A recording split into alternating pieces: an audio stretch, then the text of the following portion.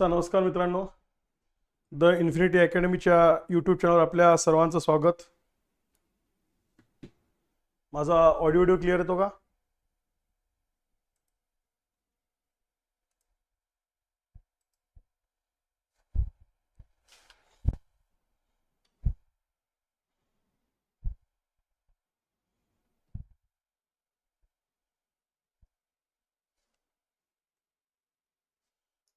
येतोय का audio video clear? राज्यसेवा पूर्व परीक्षेचा पेपर झालेला आता, बरोबर. या पेपरचा जीएसचं आपण संभाव्य उत्तर बघूया. संभाव्य उत्तर यासाठीच म्हणावं लागतं की पेपर तुलनेने टफ होता. गेल्या वर्षी बघितला, त्याच्या गेल्या वर्षी बघितला तर पेपर थोडासा मॉडरेट टू टफ हार्ड असा होता. आता वरवर तरी आन्सर दिसत असले हे असले पण कन्फ्युजिंग होते. भूगोलाचा आपण सुरुवात करू भूगोलापासून, मग मी एन्व्हायरमेंटच्या ज्या सरांनी सांगितलं ते एन्व्हायरमेंटचे पण आन्सर सांगेल मी तुम्हाला. आता आपल्या सखोलातून विश्लेषण करणं नाही आहे, संभाव्य उत्तर काय ते आपण बघूया. कदाचित त्याच्यातली उत्तरं पूर्णतः काही बदलू पण शकतील, कारण की आत्ता जे वाटतंय त्या याच्यावरनं आपण काय करूया हे चेक करूया. मग मी पहिला भूगोल आणि मग असणारा एन्व्हायरमेंट असे 20 प्रश्न आपण घेऊया. भूगोलाचं तरी एक 2-3 प्रश्न एकदम ट्रिकी होते, बाकीचे प्रश्न थोडे सोपे होते, पण ते क्लोज म्हणजे तुम्हाला आन्सर करायला त्याचं क्लोज होते, म्हणजे एकदम कन्फ्यूज करणारे होते असं ते होतं. हे लक्षात घ्यायचं आहे. बाकीचे ते तुमची लोकसंख्या वृद्धी वगैरे ते एकदम सोपे सोपे तुमचे महाराष्ट्राचे प्रश्न होते, पण असा असणारा मी म्हणतो मॉडरेट पेपर होता. पेपर सोपा नक्कीच नव्हता असं आपण समजूया. चालेल, तुम्ही सर्वांनी पेपर दिला असेल, बघूया आता 2-4 दिवसांनंतर की येईल, पण तोपर्यंत आपण संभाव्य उत्तर भूगोलापासून स्टार्ट करतो, हे लक्षात घ्या. चालेल, मग जॉग्राफी आणि एन्व्हायरमेंट याचे पहिले मी काय करतो तुमचे असणारे आन्सर्स घेतो. ठीक आहे, हा पहिला प्रश्न भूगोलाचा. त्याच्यात बघूया आपण पहिला प्रश्न भूगोलाचा. कालमापन प्रक्रियेमध्ये कालांतर संस्कार, ज्याला त्यांनी काय दिलं इंग्लिशमध्ये, त्याला म्हटलंय टाइम लॅप्स अनालिसिस. ही प्रक्रिया कशासाठी वापरली जाते? आता अधिक मास याच वर्षी होता, धोंड्याचा महिना वगैरे चालूच आहे, बरोबर ना. आणि असणारं लीप इयर साठी वापरलं जातं. कशासाठी वापरलं जातं हे चंद्राचं सगळं असणारं. तर याच्यात थोडंसं उत्तर एक तर क्षय मास किंवा हे तिथिवृद्धीमध्ये काय दिसतं कन्फ्यूज वाटतं. याचं अजून एक्सप्लेनेशन नाहीये, बरोबर आहे. पण बऱ्याच जागी थोडंसं क्षय मासची मॅनेज होणारं त्याचं उत्तर जे काही रिसोर्सेस आहे त्यात ते रिफ्लेक्ट होतं. त्यात म्हटलेलं आहे जेव्हा संक्रांत असते त्या संक्रांतीच्या महिन्यात काय आलं पाहिजे, तुमचं पौर्णिमा ज्याला फुलमून म्हणतो आपण, ही यायला नाही पाहिजे. किंवा 2 पौर्णिमा जर एकाच महिन्यात आल्या, 2 पौर्णिमा एकाच महिन्यात आल्या तर त्याला काय म्हटलं जातं तिथिवृद्धी लीप. जर एकच पौर्णिमा आणि हे आलं म्हणजे एक पौर्णिमा गायब त्याच्यात नाही आली त्याला क्षयमास म्हटलं जातं. पण मी हे आता याचा शुअर सांगू शकत नाही. हे 2 आन्सर आपण मार्क करूया. नंतर बघा दिनांक 9 ऑक्टोबर 2024 फॅक्च्युअल प्रश्न आहे. निर्णयानुसार बंजारा लमान लभान तांडा भागासाठी ग्रामपंचायत स्थापन करण्यासाठी किमान किती लोकसंख्येची आवश्यकता? याचा आन्सर 700 आहे. आपल्या एकूण ग्रामपंचायत ऍक्ट नुसार 1000 ते 1500 इतक्या लोकसंख्येची होती. ही स्पेशल तरतूद करून ज्यांनी करून 700 करण्यात आली. हे आन्सर मात्र या त्या गॅझेटमध्येच आहे, तुम्ही ऑनलाईन जरी बघितलं त्यात तुम्हाला आन्सर सापडेल. याचा आन्सर आहे 700. त्यानंतर तिसरा प्रश्न आहे आपला, तो अरोली बद्दल अपेक्षित होता. यावर्षी अरोली चर्चेत आहे. अरोली जगातील हा पहिलाच चूक नाही, सर्वात तरुण आहे का? नाही, ही काय सर्वात प्राचीन, सर्वात प्राचीन, त्याच्यामुळे हे चुकलंय. आता ए चुकलंय, हे चुकलंय, ए बी बरोबर, हे सुद्धा चुकलंय. आता आपल्याला 2 मधनं सॉर्ट आउट करायचं. अरोली पर्वत संगमवर ग्रॅनाइट जस्त तांबे, यस, या खनिजांनी समृद्ध आहे का? आहे. या शेतकऱ्या खाणकाम बांधकाम व्यवसाय आधार दिलाय का? दिलेला आहे. कारण की इथूनच ते बांधकामासाठी असणार तुमचं काय आणलेलं आहे, त्या पट्ट्यात असणारं लाल ज्याला दगड म्हणतो आपण किंवा संगमरावर म्हणतो, हा याच पट्ट्याच्या याच्यात दिसतात. चित्तोडगड कुंभलगड हे कुठे आहे? अरोलीमध्ये. तिन्ही बरोबर. सो याचा आन्सर काय आहे? BCD हे बरोबर आहे. ओके, याचा आन्सर BCD हे बरोबर आहे. नेक्स्ट क्वेश्चन कडे जाऊ आपण. पृथ्वीच्या पृष्ठभागापासून चला खालील वातावरणीय थरांचा योग्य चढता क्रम शोधा. आता तुम्हाला माहित आहे मध्यांबर, थर्मोस्फिअर, तपांबर, स्तब्धी, स्थितांबर, मध्य स्तब्धी, तपस्तब्धी सगळं सोडलं. सगळ्यात वर काय? थर्मोस्फिअर. थर्मोस्फिअरच्या अर्थ थर्मोस्तब्धी आणि त्याच्यावर तुमचं काय असणार आहे? बाह्यांबर, उष्णांबर. थर्मोस्तब्ध हे म्हणजे काय तुमचं स्फिअर. थर्मोस्फिअर म्हणजेच काय तुमचं असणं उष्णांबर आहे. तर याला शोधायचं सगळ्यात काय योग्य चढता क्रम पाहिजे. मग तुमचं बी कुठं पाहिजे? सगळ्यात शेवटी पाहिजे. इथं बी नाहीये, इथे बी नाहीये, इथे बी नाही, फक्त बी इथे, बरोबर आहे. आणि सगळ्यात खाली काय बघ याच्यात तुम्हालाही माहिती आहे, तुम्ही सुरुवात केली तपांबरापासून सुरुवात करता, इट्स अ सी. सो हे करेक्ट आहे, बरोबर आहे. तपांबर त्याच्यानंतर असणारा तुमचा तपामध्ये तपस्तब्दी, मग आला कुठला स्थितांबर, स्थितांबरनंतर स्थितस्तब्दी, मग आला मध्यांबर, मध्यांबरनंतर मध्यस्तब्दी, मग आला तुमचा कुठला असणारा थर्मोस्फिअर, मध्यांबरनंतर थर्मोस्फिअर. असा तो इतका सोपा दिलेला आहे, हे लक्षात घेऊया. क्लिअर. नेक्स्ट त्याच्या पुढचं सोपं आहे फार. यस यस, हिमालय आहे तरुण, करेक्ट करेक्ट, सोपं आहे सौरभ. यस. नेक्स्ट आता हा विचारण्यात आलेला आहे. आता याच्यात प्रश्नात बघा कन्फ्युजन आयोगाने काय केलं, एक तर आयोगाने आर्थिक पाहणी वापरली आहे. हा आयोगाने गुगली प्रश्न आहे किंवा याला व्हॅल्यू ऍडिशन क्वेश्चन म्हणतो, आयोगाने टाकले, अपेक्षित नाही आहे. इकॉनॉमी बेसच्या संदर्भात पण असं विचारलं त्यांनी. खालील वन परिमंडळे हा शब्द आहे, सर्कल, आणि त्यांची एकूण वनक्षेत्राची टक्केवारी, सर्कल. आपल्या इथे एकूण असे 11 परिमंडळे आहे, जे हायएस्ट इन काय आहे, युअर फॉरेस्ट आहे. बट ऑब्वियस त्यातलं गडचिरोली सगळ्यात हायएस्ट आहे 20.8. त्यानंतर नागपूर आहे 12.5. त्यानंतर आमचं धुळे, त्यानंतर काय दिलंय तुमचं, धुळे आहे 10.4 आणि ठाणे आहे 9.5. जर याचं केलं तर पहिलं तुम्हाला एवढं जरी आलं असतं की सर हे सगळ्यात पहिला म्हणजे आम्ही कशावर मारलाय, गडचिरोलीवरून आम्ही मारला की सर्वात जास्त क्षेत्र करू शकतो गडचिरोली, तरी तुमची जोडी लावा काय येईल, बरोबर येईल. जरी फॅक्च्युअल असला पण लॉजिकच्या आधारावर, अंडरस्टँडिंगच्या आधारावर तुमची उत्तर ही बरोबर आलेली आहेत का, बरोबर आलेली आहे हे तुम्हालाही माहित आहे. हा त्याचा भारक आहे. नेक्स्ट, राज्य खनिज धोरण 1999. मी थोडंसं याला बाजूला ठेवतो. नागपूर विभागात सर्वात जास्त खनिज उपलब्धता कोकण विभागात आहे, हे तर करेक्ट आहे ना. नागपूर विभागात सर्वात जास्त खनिज उपलब्धता कोकण, कोकण विभागात सर्वात जास्त खनिज उपलब्धता Amravati, because Yavatmal is there. Amravati नंतर सर्वात जास्त जर खनिज उपलब्धता असेल तर ती कुठे असेल, तुमच्या नाशिक, आणि मग छत्रपती संभाजीनगर. असा तो क्रम आपला लागतो, हे लक्षात घ्यायचं आहे. त्यामुळे हे स्टेटमेंट काय बरोबर आहे. दुसरं, महाराष्ट्र राज्य खाण महामंडळाची स्थापना, यस 4 नोव्हेंबर 1973. आता बी आणि सी बरोबर आहे. सो बी आणि सी फक्त बरोबर घ्यायचं का, ए बी सी हे तिन्ही बरोबर घ्यायचं.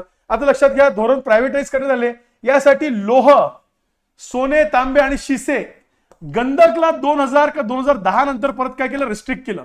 पण या कायद्यानुसार गंधक सुद्धा अलाउड केलं प्रायव्हेट सेक्टरला, हे लक्षात घ्यायचं. त्यामुळे विधान ए बी सी याचं येईल. थोडंसं याचं कन्फ्युजन होऊ शकते, कारण की गंधक जे आहे, ज्याला आपण सल्फर म्हणतो, याचा खत कारखान्यासाठी, त्याच्यानंतर प्रायव्हेट सेक्टर जर त्यात आलं तर ज्याला म्हणजे आम्ही पुढे जाऊन युरियासाठी वापर केला तर होऊन ते आलं, तर त्याच्यामुळे परत ते बंद करण्यात आलं. असा एक जी आर दिसतोय की 2010च्या आसपास ते परत प्रायव्हेटला रेस्ट्रिक्ट केलं. पण 99 नुसार ते ओपन केलं होतं, का लिस्ट आहे त्याची, तर 99 नुसार ते ओपन केलेलं होतं, हे सुद्धा लक्षात येतं. असं त्या प्रश्नाचं उत्तर आहे.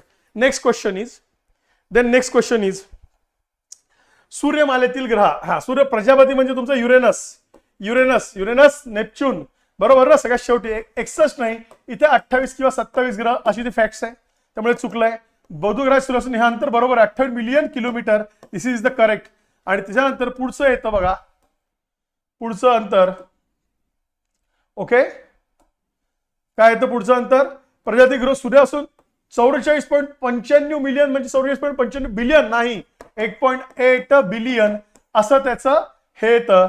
लक्षात घेऊ आपण, 1.8 बिलियन म्हणजेच काय, जर आपण मिलियनच्या स्वरूपात बोलायचं झालं तर 1800 मिलियन किलोमीटर इतकं त्याचं अंतर आहे. त्यामुळे हे सुद्धा चुकलंय. ए, फक्त विधान ए बरोबर आहे, बरोबर आहे. सॉरी, विधान ए पण चुकलंय. ए आणि बी, सॉरी, ए आणि सी काय बरोबर नाहीत, हे आन्सर येईल. ए आणि सी बरोबर नाही म्हणजेच काय, फक्त बी बरोबर आहे, असं त्याचं आन्सर आहे. स्टेट बोर्ड एनसीआरटी आहे, स्टेट बोर्डापेक्षा. अमेरिका देशातील सर्व विभागात लेक रिजन सर्वात मोठी लोह खनिज खाण कुठल्या विभागात, इट्स अ मेसाबी. मेसाबी मध्ये ही लोह खनिज आहे, ही खाण आहे, हे सुद्धा तिथं काय करा, लक्षात घ्यायचं आहे. ओके. नेक्स्ट, शहर जिल्हा विशेष बाब. आता हा प्रश्न मे बी कदाचित रद्द होऊ शकेल का, तर होऊ शकेल, बघू का. छत्रपती संभाजीनगर कशासाठी प्रसिद्ध आहे, सिटी ऑफ गेट्स, बरोबर आहे, आम्हाला माहित आहे. अ ला 2 इथेही आहे, अ ला 2 इथेही आहे. पुढचं जो आहे तांदूळ म्हटल्यानंतर गोंदिया, तांदळाचे शहर. बी ला असणार 3, मग बी ला असणार 3 इथे लागते. सी ला 1 वर्धा आणि जालना उपग्रह. अरे 1862 पाहिजे. इंग्रजांनी ऍडमिनिस्ट्रेटिव्ह साठी नागपूर मधनं वर्धा जिल्हा क्रिएट केला, तो 1862 मध्ये आहे. 1886 मध्ये त्याला काहीतरी स्टेटस देण्यात आलेला आहे, ते आधी इंग्रजांच्या काळात, ते 1900 पाहिजे, हे लक्षात घ्यायचं आहे. सो हा प्रश्न थोडासा तुमच्या याच्यात बदल होऊ शकतो का, तर होऊ शकतो, किंवा रद्द होऊ शकतो, पण असाच राहिला तर हे त्याचा आन्सर आहे. चौथं, हा सुद्धा भाग लक्षात घ्यायचा आहे. नंतर गावातील शेत जमीन गावातील समुदाय संयुक्त मालकीच्या होत्या. असं त्यात दिलेलं आहे. गावातील जमीन मालकीच्या होत्या आणि जमीन महसूल भरण्याची जबाबदारी सदस्य संयुक्तपणे ही पद्धत कशात होती? याचं काय आन्सर लिहिलं आहे सांगा मला.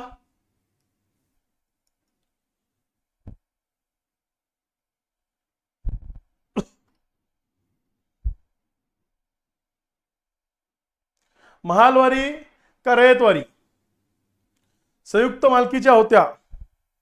लक्षात घ्या.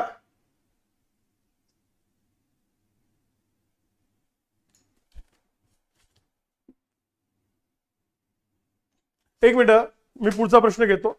फक्त याचे 2 आन्सर मार्क करून ठेवले. ठीक आहे. कुठल्या मालकीच्या? आता हा एकदम सोपा प्रश्न आलाय, तो घेऊ पहिले. आता लोकसंख्येची घनता, सॉरी दशवार्षिक वृद्धी दर, आपल्याला माहिती सर्वात जास्त दशवार्षिक असणारे जिल्हे कुठले होते आमचे? तर लक्षात घ्यायचं आहे तुमचं ठाणे हा सगळ्यात आघाडी होता. मायनस मध्ये कोण होतं?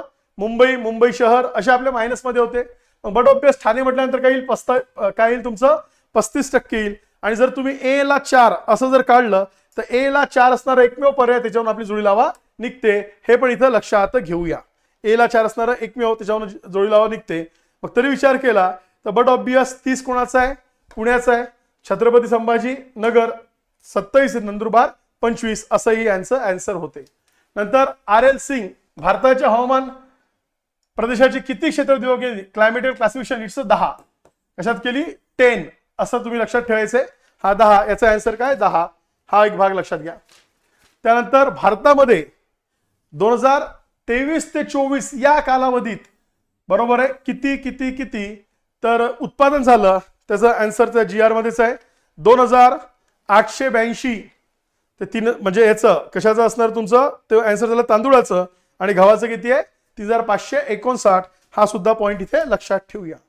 आणि लास्ट बट वन, हा खूप वेळा प्रश्न पडलाय बघा, स्थलांतरित शेती. आपल्या सर्वांना माहिती आहे. आता तुम्ही कुठून जोडू? ईशान्य भारत हे सगळ्यात सोपं आहे. झूम बी ला 3, बी बी बी बी बी बी ला 3 एकमेव, बरोबर ना? बाकीचं बघायचंच नाही. बट ऑब्वियस एला काय असणार आहे? 2 मॉस्ले, बरोबर आहे. कांगो मध्य आफ्रिका. त्याच्यानंतर तुमचं काय असणार आहे? सी ला 4 व्हिएतनामचा असणार आहे रे आणि ब्राझीलचा असणार आहे रोका. ही त्याची जोडी लावा. हा प्रश्न वारंवार विचारण्यात आलेला आहे. हे सुद्धा हा फार सोपा प्रश्न होता. तुम्हाला सर्वांना याचं काय माहित आहे? आन्सर माहित आहे. हा सोपा प्रश्न होता, बरोबर आहे. याचं आन्सर माहित आहे का? तर यस माहित आहे. पंजाब हिमालय, कुमाऊ हिमालय, नेपाळ हिमालय. पंजाब हिमालय काय आहे तुमचं? पंजाब हिमालय लक्षात घ्यायचं आहे.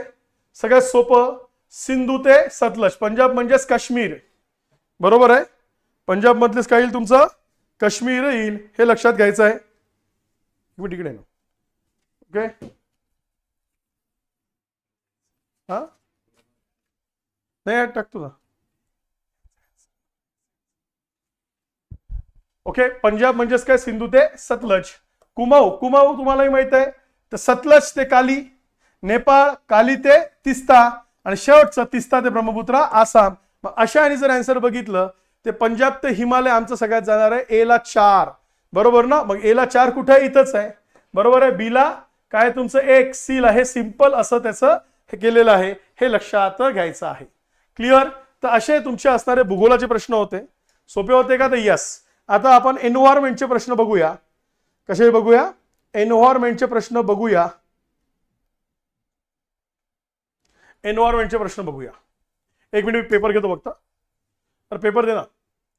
आता बघा खालील विधाने बरोबर नाहीत विचारलंय. नाहीत. 1992 मध्ये मॉन्ट्रियल येथे पर्यावरण आणि विकास विषयक संयुक्त राष्ट्र परिषद आयोजित करण्यात आली होती. त्यानंतर 1900 पुढे पुढचा लक्षात घ्यायचंय आपला पेपर. हा 31वा 1987चा ब्राईट लाईन अहवाल नैरोबीत संयुक्त राष्ट्र दुसऱ्या परिषदेशी संबंधित होता आणि मानवनिर्मित हवामान बदल समस्या निराकरण करण्यात क्योटो प्रोटोकॉलचा उद्देश होता. त्यातले कुठले स्टेटमेंट ए आणि बी बरोबर आहे? आता मानवनिर्मित हवामान बदल समस्याचे निराकरण करणे क्योटो प्रोटोकॉलचा. क्योटोबॉल मानव हा त्यातला वन ऑफ द हे होता. लक्षात घ्या. क्योटो प्रोटोकॉल 1997 मध्ये झालेला आहे जपान इथं.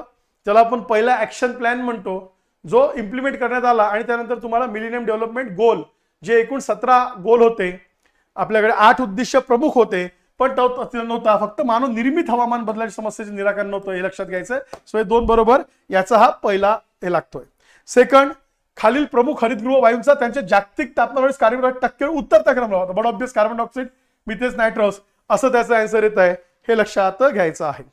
नेक्स्ट त्याच्या पुढचा 2 स्टेटमेंट दिलेले आहे. परिसंस्था ही नैसर्गिक संसाधन प्रणाली आहे, बरोबर. परिसंस्था दॅट इज कॉल्ड युअर काय म्हटलं, ecosystem, that is the huge, all is there. परिसंस्था एक एकच संकल्पना असून भौतिक पर्यावरण म्हणजे त्याच्यात असणारा सगळं physical environment and again the physical inorganic factor and biotic factors, human, animals, microorganism, मानव, प्राणी, सूक्ष्मजीव, वनस्पती एकाच चौकटीत येतात का, तर यस. म्हणून दोन्ही ए आणि आर अचूक असून आर हे एचे योग्य स्पष्टीकरण आहे असं इथं दिसतंय.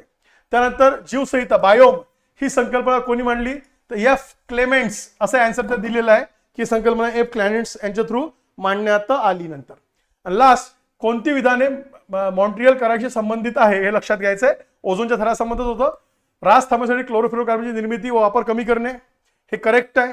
पृथ्वीच्या पर्यावरण संरक्षण परिस्थिती संतुलन जैविकता समृद्ध करण्यासाठी कार्य करणे.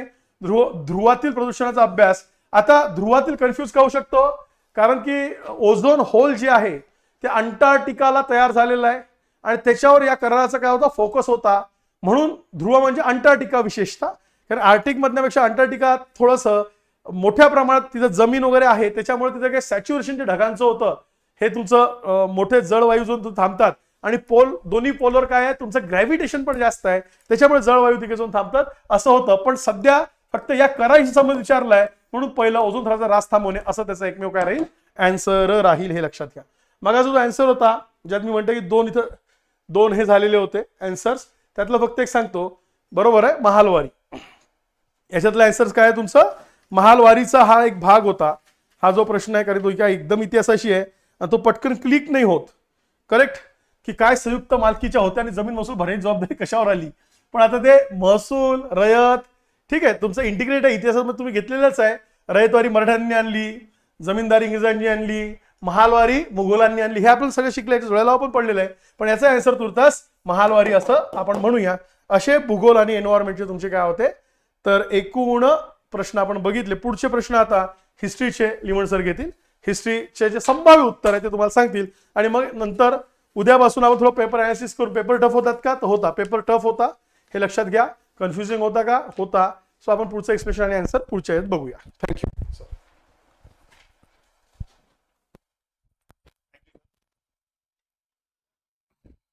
आता आपण इतिहासाचे प्रश्न बघणार आहोत. इतिहासाच्या प्रश्नांच्या बाबत जर आपण विचार करायचा म्हणला तर मॉडरेट टू हार्ड हा पेपर होता. आज सगळ्यांनाच गेलेला आहे, त्यामुळं आजचा दिवस हा तुम्ही शांततेत, तुम्ही जे काय आन्सर लिहिले ते शांततेत पहा, पॅनिक होऊ नका. पेपर हा मात्र सगळ्यांना अवघड गेलेला आहे. पेपर हा सगळ्यांना अवघड गेलेला आहे. इतिहासाच्या बाबतीत मात्र जास्तीत जास्त प्रश्न हे जोडा लावा याच्यावर आलेले होते. पण बरेच प्रश्न आहेत की जे नाटक आहेत, चित्रपट आहेत, ते आपण वाचत नाही, त्याच्यामुळे अशा अवांतर खूप सारे प्रश्न होते. त्यातलं एक जरी क्लिक झालं तरी बऱ्यापैकी उत्तरे मिळत होती. पण पेपर मात्र मॉडरेट टू हार्ड लेवलचा पेपर होता. मॉडरेट टू हार्ड लेवलचा पेपर होता. बघा काय दिलं आपल्याला, काही नाटकांचे लेखक सांगा म्हणलेले आहेत, त्यांच्या जोड्या आपल्याला दिलेल्या आहेत. तर बऱ्यापैकी जर आपण बघितलं तर आपल्याला पर्याय क्रमांक 1 जो आहे संगीत सोबद्रे, याच्याबद्दल आपल्याला सगळ्यांना माहिती आहे बऱ्यापैकी. अण्णासाहेब किर्लोस्कर यांनी ते नाटक लिहिलेलं आहे. हे अण्णासाहेब किर्लोस्करांचं नाटक बऱ्यापैकी आपल्या ओळखीचं असतं. म्हणजे इथं 1चं 2 आहे असं जर पर्याय आपण केलं तर लक्षात घ्या पर्याय 2 उरतात आपल्याला. म्हणजे मी तेच सांगते, काही प्रश्न जर तुम्हाला काही जोड्या माहिती असत्या तर तुम्हाला इलिमिनेशन करता येत होतं, तुम्हाला काही ऑप्शन जे आहेत ते कट करता येत होते. कळलं? तर मग याचं जे उत्तर आहे तर लक्षात घ्या, याच्या उत्तराच्या बाबतीत बघितलं तर थोरले माधवराव पेशवेंचं आहे हे नासी फडके. त्यानंतर याचं उत्तर जे आहे ते पर्याय क्रमांक 3 याचं उत्तर आहे. आंधळ्याची जर शाळा जर आपण बघितलं पर्याय क्रमांक 3 वर जर आपण गेलो तर लक्षात घ्या पहिल्यासाठी जोडी येते कोण रे, तर 2 येते. दुसऱ्यासाठी कोण येतंय रे, तर 3 येतंय. दुसऱ्यासाठी कोण येतंय, 3 येतंय. तिसऱ्यासाठी कोण येतंय रे, 4 येतंय. आणि चौथ्यासाठी कोण येतंय रे, 1 येतंय. म्हणजे याचं उत्तर जे आहे ते पर्याय क्रमांक 3 हे या प्रश्नाचं उत्तर यायला पाहिजे. पर्याय क्रमांक 3 जे आहे ते या प्रश्नाचं उत्तर यायला पाहिजे. चला पुढे जर आपण बघितलं तर पुढील जोड्या लावा असं म्हटलेलं आहे. मग मी तेच सांगतो परत की तुम्हाला एखादी जोडी माहित असेल तर ठीक, नाही नसेल माहिती तर प्रश्न सोडवणं अतिशय अवघड होतं. याचं जर उत्तर जर बघितलं आपण संभाव्य, तर संभाव्य उत्तर यायला पाहिजे. तर 4 हे संभाव्य उत्तर असलं पाहिजे. 4 हे संभाव्य उत्तर असलं पाहिजे. 4 नुसार जर गेलो तर वराह मिहीर म्हटलं तर पर्याय क्रमांक किती येतोय रे? 1 याचं उत्तर येतंय. त्यानंतर वाघ भट्टांच्या बाबतीत गेलो तर समोरासमोर म्हणजे प्रत्येक जोडी जी आहे ते तुम्हाला समोरासमोर जोडी असल्यागेत दिसेल. समोरासमोर तुम्हाला जोडी असल्यागेत दिसेल. संभाव्य उत्तर याचं पर्याय क्रमांक 4 हे याचं संभाव्य उत्तर असणार आहे. पर्याय क्रमांक 4. पुढे जर आपण गेलो तर इसवी सन 1664 मध्ये टिंब या संस्कृत विद्वानाने व कट्टर समाज सुधारकाने समाज सुधारकांच्या कार्यास वाहून घेण्यासाठी सरकारी सेवेचा राजीनामा दिला. तर त्या व्यक्तींचं नाव आहे विष्णू शास्त्री पंडित. त्या व्यक्तींचं नाव काय आहे? विष्णू शास्त्री पंडित. तर याचं उत्तर यायला पाहिजे पर्याय क्रमांक 2. याचं उत्तर यायला पाहिजे पर्याय क्रमांक 2 विष्णू शास्त्री पंडित. विष्णू शास्त्री पंडित. पुढे जर आपण बघितलं तर सुफी संप्रदायातील साधनेत कोणत्या 3 विशेष क्रियांचा समावेश होतो? सुफी संप्रदायातील साधनेत कोणत्या 3 विशेष क्रियांचा समावेश येतो? तर याचं संभाव्य उत्तर येईल जिक्र, मराकब आणि तहोजुह. म्हणजे पर्याय क्रमांक 2 हे या प्रश्नाचं उत्तर असेल. पर्याय क्रमांक 2 जे आहे ते या प्रश्नाचं काय असेल? उत्तर असेल पर्याय क्रमांक 2.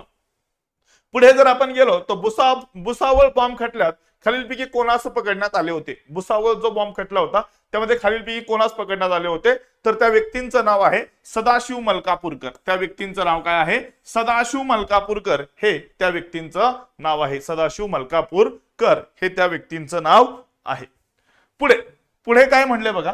पुढे म्हणलंय पुढील वाक्यात वर्णन केलेल्या समाज सुधारक ओळखा. पुढील वाक्यात वर्णन केलेले समाज सुधारक ओळखा असं विचारलंय. तर आपण जे शिकवतो ते आचरणात आणण्याचे धैर्य त्यांनी दाखवलं. जे शिकवतो तेच आचरणात आणण्याचं धैर्य त्यांनी दाखवलं होतं. ते स्त्री शिक्षणाचे कट्टर समर्थक होते. ते बालविवाहाच्या विरोधात होते. त्यांनी त्यांच्या मुलांचे व मुलींचे विवाह हे त्यांच्या जोडीदार निवडण्यास समर्थ झाले तेव्हाच केले. त्यांनी विधवा पुनर्विवाहाचे समर्थन केले. त्यांनी त्यांच्या विधवा मुलीच्या पुनर्विवाहाला संमती दिलेली होती. मग असे जर समाज सुधारक बघितले तर त्या समाज सुधारकांचं नाव आहे, त्या समाज सुधारकांचं नाव जे आहे ते काय असणार आहे? लक्षात घ्या. राघव भांडारकर हे या प्रश्नाचं उत्तर आहे. राघव भांडारकर हे या प्रश्नाचं संभाव्य उत्तर येईल. राघव भांडारकर हे या प्रश्नाचं संभाव्य उत्तर येईल. पुढे काही जोड्या दिलेल्या आहेत, त्या जोड्या तुम्हाला लावायच्या आहेत. त्या जोड्यानुसार जर बघितलं तर याचं संभाव्य उत्तर पर्याय क्रमांक 1 आहे. हर्षचित्रसाठी येईल बाणभट्ट. त्यानंतर लक्षात घ्या मालती माधवसाठी काय असेल? पर्याय क्रमांक हे 4 बहुनती असणार. त्यानंतर याच्यासाठी असेल कालिदाससाठी हे, आणि पर्याय क्रमांक किती रे? 2. म्हणजे याचं संभाव्य उत्तर येताना काय येईल रे? पर्याय क्रमांक 1 हे संभाव्य उत्तर येईल. आयोग 2-4 दिवसामध्ये याची आन्सर की टाकूनच देईल. आयोग 2-4 दिवसामध्ये याची जी आन्सर की आहे ती आन्सर की तुम्हाला टाकून देईल. मी परत सांगते, खूप साऱ्या जोड्या विचारल्या होत्या, पण त्या जोड्यांच्या बाबतीत तुम्हाला जर एखादी जोडी जरी माहिती असते तरी तुम्हाला त्याचं उत्तर देता आलं असतं. आता याचं उत्तर जे आहे ते लक्षात घ्या. याचं संभाव्य उत्तर जे येऊ शकतं ते संभाव्य उत्तर आहे पर्याय क्रमांक 2. संभाव्य उत्तर आहे पर्याय क्रमांक 2. अनंतदेव याच्यासाठी येईल संस्कार कस्तूप. अनंतदेव याच्यासाठी येईल संस्कार कस्तूप. त्यानंतर लक्षात घ्या गंगाधर आहे याच्यासाठी येईल मनोरमा. त्यानंतर कमलाकर भट्ट आहे याच्यासाठी येईल निर्णय सिंधू. आणि कृष्णदास कविराज याच्यासाठी काय येईल रे? चैतन्य चरितामृतम हे याच्यासाठी असेल. याचं उत्तर आहे पर्याय क्रमांक 2 हे या प्रश्नाचं उत्तर येईल. पर्याय क्रमांक 2. त्यानंतर लक्षात घ्या पुढच्या प्रश्नाचं उत्तर जे असेल ते असेल पर्याय क्रमांक 1 हे संभाव्य उत्तर येऊ शकते. जियाउद्दीन भरणी जर बघितलं तर फतवा ए जहांदरी. त्यानंतर खाजा अबू मलिक इसामी म्हणलं तर फतुह उस 6-3. त्यानंतर लक्षात घ्या इब्न बतुता जर आपण म्हणलं तर किताब उर रहलाय. आणि शेवटचं जर बघितलं तर आपण अहमद यादगारांचं तारिके सलातीन अफगाना या बाबतीत ह्या काय करतात रे? जोड्या जुळतात. बऱ्याच जोड्या आल्या होत्या. लक्षात घ्या पेपर हा मीडियम टू हार्ड या लेवलला पेपर होता आणि अशा अनपेक्षित जोड्या होत्या की ज्याचं उत्तर सुद्धा आपल्याला पेपरच्या वेळेस त्या टायमिंग मध्ये शोधणं किंवा ते विचार करणं खूप अवघड आहे. पुढे बघा काय दिलंय. 1940 मधील ऑगस्ट प्रस्तावात खालीलपैकी कोणत्या तरतुदी होत्या? दुसरे महायुद्ध संपल्यानंतर भारतात वसाहतीच्या धर्तीचे पूर्णपणे जबाबदार शासन व्यवस्था स्थापण्यास मदत केली जाईल. हे विधान काय आहे? बरोबर आहे. गव्हर्नर जनरलच्या मंडळात आणखीन काही भारतीयांचा समावेश केला जाईल. हे दोनही विधान काय आहेत, या दोनही तरतुदी काय आहेत इथे बरोबर आहेत. या दोनही तरतुदी ज्या आहेत, या दोनही तरतुदी इथे काय आहेत बरोबर आहेत. या दोन्ही तरतुदी इथे काय आहेत बरोबर आहेत. पुढचा जर प्रश्न बघितला आपण तर आदिलशहाचा वजीर हेमूच्या बाबतीत लागू असलेली विधाने कोणती. तर बघा, आदिलशहा याने हेमू यास विक्रमाजित ही उपाधी दिली होती. हे विधान बरोबर आहे. हेमूने आपल्या कारकिर्दीचा प्रारंभ बाजार अधीक्षक म्हणून केला होता. तर हे सुद्धा विधान बरोबर आहे. म्हणजे जिथं एबी आहे, इथं बी नाहीये, त्यामुळे हा पर्याय गेला. आपल्याला सी बघावं लागेल. हेमू 22 लढाईपैकी एक लढाई पराभूत झाला नव्हता. हे पण विधान कसं आहे रे बरोबर आहे. सी पण बरोबर असल्यामुळे हा पर्याय गेला. पर्याय क्रमांक 1 याचं उत्तर येईल. हेमूने पानिपतच्या दुसऱ्या लढाईत अफगाणावर विजय मिळवला होता. तर हे विधान कसं आहे इथं तर चुकीचं आहे. तर कोणती विधाने लागू होतील तर एबीसी असणारी विधानं इथं काय होतील रे लागू होतील. एबीसी असणारी विधानं जे आहेत ती इथं लागू होतील. हा थोडा असा प्रश्न आहे की आपण हा पाहतो. आपल्याला माहिती आहे सिंद्री येथे खताचा कारखाना आहे. हे बऱ्याच जणांना माहिती आहे. सिंद्री येथे खताचा कारखाना आहे. त्यामुळे हे तर दोन पर्याय गेले होते. याच्यानुसार चित्तरंजनच्या बाबतीत जर आपण बघितलं तर तिथं रेल्वे इंजिनचा काय आहे दवाखाना आहे. मग रेल्वे इंजिनचा कारखाना आहे. त्यामुळं हे जे आहे तर हे आपण पंचवार्षिक योजनेमध्ये इकॉनॉमिक्स मध्ये बऱ्यापैकी ह्या गोष्टी आपल्याला येतात. सिंद्री हा खताचा पहिला कारखाना होता. ह्या सगळ्या ज्या बीट्स आहेत त्या आपल्याला पंचवार्षिक योजनेच्या अनुषंगाने इकॉनॉमिक्स मध्ये आपल्याला पाहता येतात. हे पिंपरीच्या बाबतीत सगळ्यांना माहिती आहे. पिंपरीच्या बाबतीत पेनिसिलिनचा कारखाना आहे पिंपरीच्या बाबतीत. तर बरेच जण कन्फ्युज झाले असेल चित्तरंजन आणि पेरांबूर मध्ये रेल्वे डब्याचा कारखाना कुठे आणि रेल्वे इंजिनचा कारखाना कुठे, याच्यामध्ये बऱ्याच जणांचा गोंधळ झाला असू शकतो. याच्यामध्ये बऱ्याच जणांचा गोंधळ जो आहे तो काय झाला असू शकतो.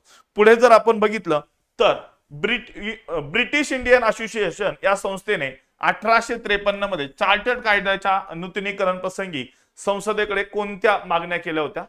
कायदे मंडळ, कार्यकारी मंडळ व न्यायमंडळ यांचे कार्यक्षेत्र स्वतंत्र असावे ही सुद्धा मागणी केली होती.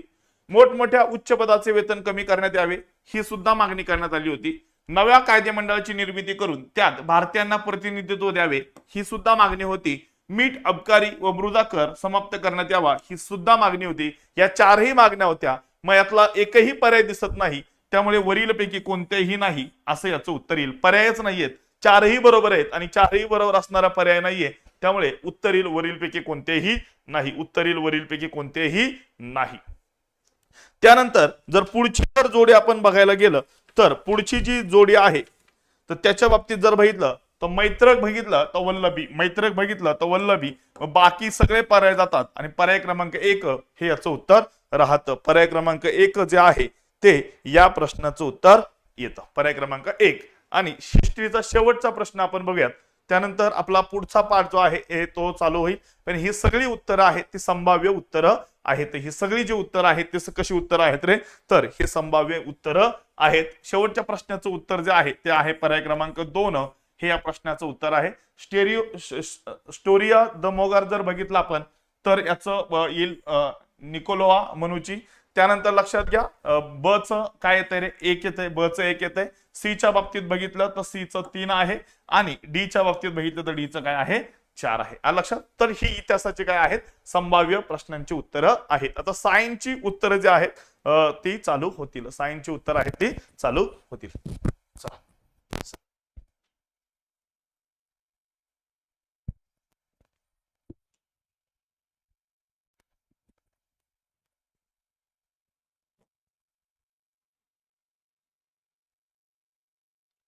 नमस्कार विद्यार्थी मित्रांनो, आज तुम्हा सर्वांना जो काही पेपर आहे तर तो उत्तम गेलेला असेल अशी अपेक्षा करूया. सामान्य विज्ञानाचा सायन्सचा जर विचार केला तर साधारणतः 20 पैकी एक 12 ते 13 प्रश्न जे काही आहेत तर ते इझी टू मीडियम लेवलचे होते. 6 ते 7 प्रश्न मात्र विचार करायला लावणारे होते. हे आपण प्रामाणिकपणे मान्य करू शकतो.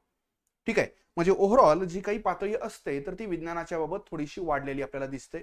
पण तरी देखील ज्यांनी संकल्पना स्पष्ट करून अभ्यास केलेला आहे, विशेषतः अगदी 11-12 लेवलच्या काही कन्सेप्ट ज्यांनी क्लिअर केलेले आहेत तर त्यांना पेपर जो काही आहे तर त्यांनी 20 पैकी 15 ते 16 प्रश्न निश्चितच करेक्ट सोडवू शकले असते.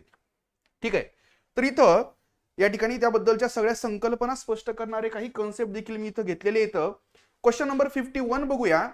जेव्हा न्यूक्लियॉनचे भ्रमण समांतर असते तेव्हा अणुकेंद्रकीय बलाचे वर्तन कसे असते? न्यूक्लियॉन म्हणजे काय? तर न्यूक्लियॉन म्हणजे न्यूक्लियस मध्ये असणारे ॲटॉमिक पार्टिकल्स जसं की प्रोटॉन आणि न्यूट्रॉन. आणि यांचं भ्रमण समांतर म्हणजे काय? तर ते दोन्ही एकाच दिशेनं, हे एकाच दिशेनं जर असेल तर न्यूक्लिअर फोर्स हा स्ट्रॉंग होतो, वाढतो. बरोबर आहे. आणि ते जेव्हा अँटी पॅरलल म्हणजे विरुद्ध दिशेने असतात ना तेव्हा मात्र न्यूक्लिअर फोर्स वीक होतो. आता इथं समांतर दिशेनं म्हटलेलं आहे आणि म्हणूनच आपलं उत्तर जे काही आहे तर ते बल अधिक मजबूत होते. ओके, बल अधिक काय बरं? मजबूत होते. जेव्हा त्यांचं पॅरलल स्पिन असतं तेव्हा अट्रॅक्टिव्ह न्यूक्लिअर फोर्स जो काही आहे तर तो वाढतो. त्याच्यानंतर नेक्स्ट क्वेश्चन बघूया आपण. विद्युत क्षेत्राच्या समतुल्य पृष्ठभागावरील कोणत्याही बिंदूवर त्याला विद्युत प्रभारित करण्यासाठी विद्युत क्षेत्राची दिशा काय असावी? पहिल्यांदा एक लक्षात घ्या, एखादा पॉइंट चार्ज जर असेल ना तर त्याच्या भोवती आपल्याला इक्विपोटेन्शियल एरियाज पाहायला भेटतात.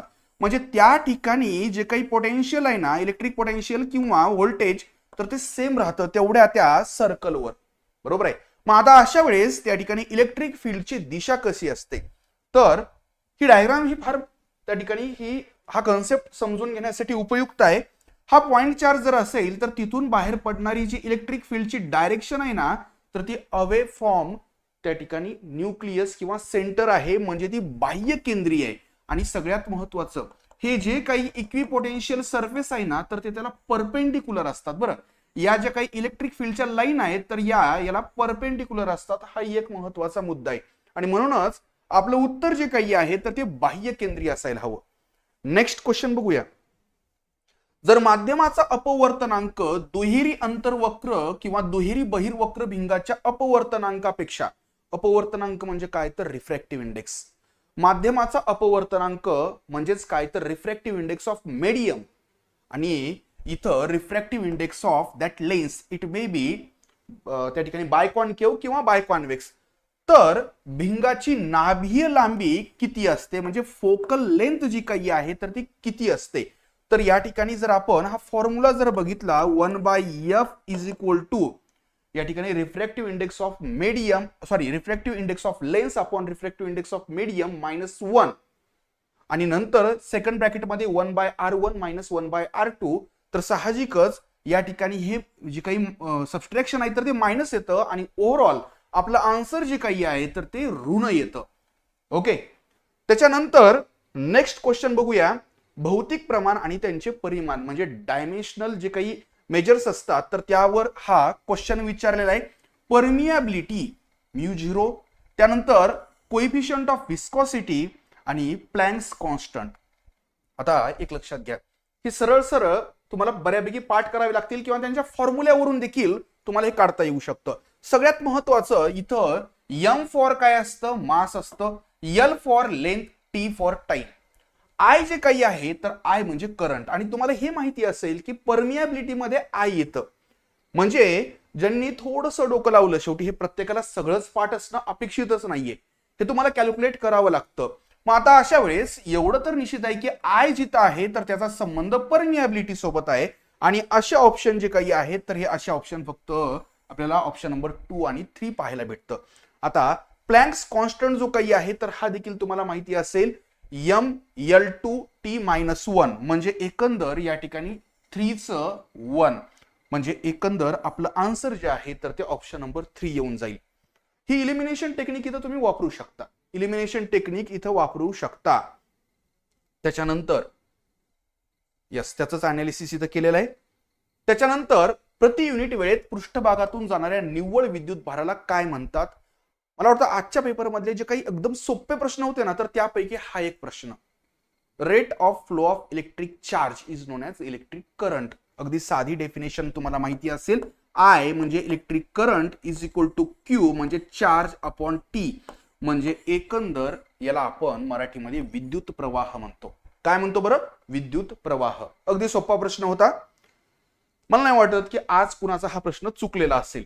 त्याच्यानंतर थर्मोडायनॅमिक्सच्या जो काही सेकंड लॉ ऑफ थर्मोडायनॅमिक्स आहे तर त्यामध्ये हीट इंजिनची कार्यक्षमता किती असते?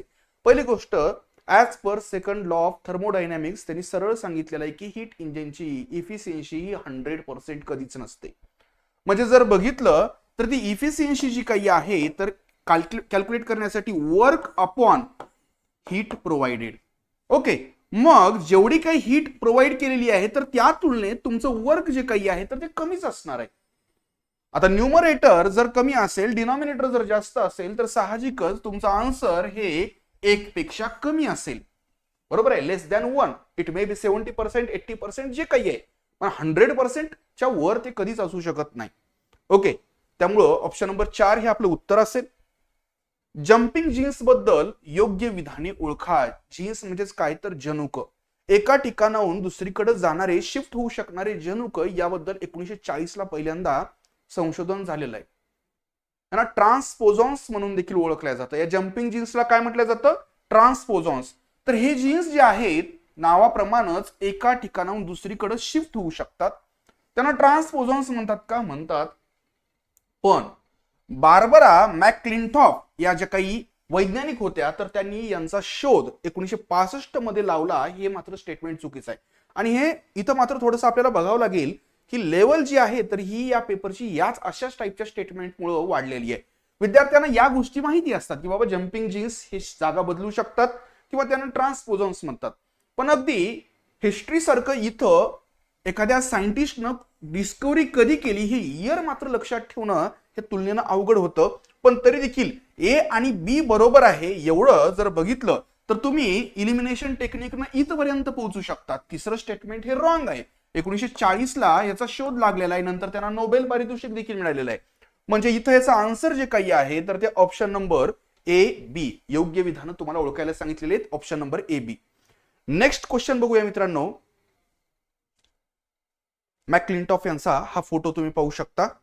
याच्यानंतरचा क्वेश्चन, खालीलपैकी कोणत्या जीवांच्या पडद्यामध्ये असंतृप्त फॉस्फोलिपिडचे प्रमाण सर्वाधिक असेल याचा अंदाज लावा. आता पहिली गोष्ट, अनसॅच्युरेटेड फॉस्फोलिपिड यांच्यामध्ये डबल बॉन्ड वगैरे असतात ना, तर ते फॉस्फोलिपिड. आणि हे कुणामध्ये असतं? अंटार्क्टिक एरियातले मासे, वाळवंटातील साप, मानव आणि ध्रुवीय अस्वल. तर एक लक्षात घ्या, अनसॅच्युरेटेड फॉस्फोलिपिड असल्यामुळं त्या सेल मेम्ब्रेन मध्ये जे काही लिक्विड आहे तर ते लिक्विड फॉर्म मध्येच राहतं, त्याचं सॉलिडिफिकेशन होत नाही ड्यू टू लो टेम्परेचर. आणि म्हणून ह्या गोष्टीची उपयुक्तता ही सगळ्यात जास्त कुणाला पाहायला भेटते? तर अंटार्क्टिक मधले मासे. ओके, त्याच्यानंतर असे अंगक निवडा ज्यामध्ये स्वतःचे डीएनए आणि 70S रायबोझोम असतात, परंतु ते युकॅरियोटिक पेशींमध्ये आढळते. एक लक्षात घ्या, हा प्रश्न वरवर पाहता अगदी अवघड वाटतो, पण प्रत्यक्षामध्ये तो अगदी सोपा आहे. का बरं सोपा आहे हे बघा. या ठिकाणी सरळ म्हटलंय की पेशी अंगक असं कोणतं आहे की ज्याच्यामध्ये डीएनए, एकतर न्यूक्लियस, बरोबर आहे, न्यूक्लियस मध्ये जेनेटिक मटेरियल म्हणजेच डीएनए असतो. आणखी कोण आहे बरं ज्याच्यामध्ये जेनेटिक मटेरियल असतं? दुसरं म्हणजे क्लोरोप्लास्ट, पण इथं क्लोरोप्लास्टचा उल्लेखच नाहीये. आणि मग तिसरं जेनेटिक मटेरियल असणारं पेशी अंग कोणतं? तर ते म्हणजे मायटोकॉन्ड्रिया, तंतुकणिका. याच्यामध्ये स्वतःचं जेनेटिक मटेरियल किंवा डीएनए काही प्रमाणामध्ये असतं आणि त्यासोबतच काय असतं बरं? 70S ribosome. आणि म्हणूनच या ठिकाणी याला सेमी ॲटोनॉमस सेल ऑर्गॅनेल या नावानं देखील ओळखलं जातं. ऑप्शन नंबर 2 जे काही आहे तर हे याचं उत्तर असेल मायटोकॉन्ड्रिया. नेक्स्ट क्वेश्चन, ॲपोमिक्सिस हे एक प्रकारचे पुनरुत्पादन आहे, रिप्रोडक्शन आहे, ज्यामुळे कशाचा विकास होतो? पहिली गोष्ट, ॲपोमिक्सिस हे असेक्शुअल रिप्रोडक्शनचं उदाहरण आहे. यामध्ये मेल गॅमेट, फिमेल गॅमेट यांचं कोणतंही फ्युजन वगैरे फर्टिलायझेशन होत नाही. आणि विदाऊट फर्टिलायझेशन, विदाऊट फ्युजन तिथं सीडचं फॉर्मेशन होतं, बरोबर आहे. म्हणजे फर्टिलायझेशन न होणं हे असेक्शुअल रिप्रोडक्शनचं, अलैंगिक प्रजननाचं एक उदाहरण आहे. आणि यानुसार गॅमेट्सच्या संलयनाशिवाय म्हणजेच फ्युजन शिवाय नवीन जीव इथं निर्माण होतो, हे आपलं योग्य असं उत्तर आहे. ओके, त्याच्यानंतर खालीलपैकी कोणते नैसर्गिक वनस्पती संप्रेरक नाही? आजच्या या पेपर मधला आणखी एक सोपा प्रश्न. ओके, आजच्या पेपर मधला आणखी एक या ठिकाणी सोपा प्रश्न. चला आन्सर तुम्ही देत चला बरं, तुम्ही आन्सर देत चला कमेंट बॉक्समध्ये. या प्रश्नाचं जर वैशिष्ट्य जर बघितलं तर तुम्हाला माहिती असेल की वनस्पतींमध्ये महत्वाचे 5 संप्रेरक असतात. एक म्हणजे ऑक्झिन, जिबरलिन, सायटोकायनिन, ॲब्सिसिक ऍसिड आणि त्यासोबत असतं ते म्हणजे इथिलीन. आता मला सांगा, ऑक्झिन वाढीचा हार्मोन आहे, वनस्पतींमधलं शोधलं गेलेलं पहिलं हार्मोन म्हणजे ऑक्झिन. इथिलीन जे काही आहे तर ते फळं पिकवणारा हार्मोन आहे, नैसर्गिक हार्मोन आहे आणि वायुरूपामधलं एकमेव हार्मोन आहे इथिलीन. आणि ऍब्सिसिक ऍसिड वनस्पतींची वाढ रोखणारा हार्मोन आहे, बरोबर आहे. मग अशा वेळेस राहिलं काय, तर हे मिथाइलिन काही संबंध नाहीये. मिथाइलिन जे काही आहे तर हे कंपाऊंड आहे, हे वनस्पतींमधलं हार्मोन बिलकुल नाहीये. ओके, ऑप्शन नंबर 3 हे आपलं इथलं उत्तर असेल. नेक्स्ट क्वेश्चन, मार्शुपियल्स व प्लॅसेंटल मॅमल्स हे उत्क्रांतीचे कोणते उदाहरण दर्शवतात? हे मार्शुपियल्स म्हणजे जे काही आपले कांगारू वगैरे जीव आहेत आणि प्लॅसेंटल मॅमल जे काही आहेत, प्लॅसेंटल मॅमल्स म्हणजेच काय तर ज्यांना प्लॅसेंटा असते.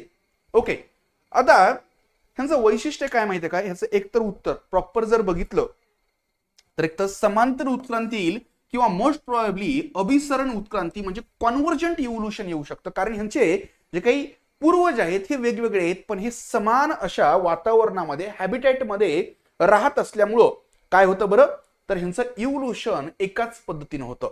तर इथं मोस्ट प्रोबॅबली याचा आन्सर हे कॉन्व्हर्जंट इव्होल्युशन असेल किंवा प्रॉपर जर बघितलं तर ही देखील एक पॉसिबिलिटी आहे बरं, समांतर उत्क्रांती. ओके, त्याच्यानंतर पॉलिपेप्टाइड हार्मोन कॅल्सिटोनिन डॉट डॉट ग्रंथीच्या पॅराफोलिक्युलर पेशींद्वारे तयार केले जाते. सोपा प्रश्न आहे. आपण जेव्हा एंडोक्राईन ग्रंथींविषयी पाहत असतो, अंतस्त्रावी ग्रंथींविषयी, तेव्हा थायरॉइड ग्रंथीविषयी आपण पाहिलेलं आहे. मानवी शरीरातली सगळ्यात मोठी अंतस्त्रावी ग्रंथी कोणती असेल तर ती थायरॉइड, आणि याच्यामधून प्रामुख्यानं 3 हार्मोन्स सिक्रिट होत असतात. एक म्हणजे T3, दुसरं म्हणजे T4 आणि तिसरं जे आहे तर ते कॅल्सिटोनिन आहे. ते कोणतं आहे बरं, कॅल्सिटोनिन. ओके, तर थायरॉइड ग्रंथीमधल्या या पॅराफोलिक्युलर सेल्सच्या माध्यमातून याचं सिक्रिशन होत असतं. महत्वाचं हार्मोन आहे जे की ब्लड मधल्या कॅल्शियमचं ऍब्झॉर्प्शन करत असतं. Next question number 64. हा प्रश्न देखील बऱ्यापैकी कन्फ्यूज करणार आहे विद्यार्थ्यांना. HIV संसर्गाच्या कोणत्या टप्प्यात एड्सची लक्षणे साधारणपणे दिसू लागतात? मुद्दा असा आहे की HIV हे एका व्हायरसचं नाव आहे आणि याचं इन्फेक्शन म्हणजे एड्स झालं असं म्हणता येत नाही.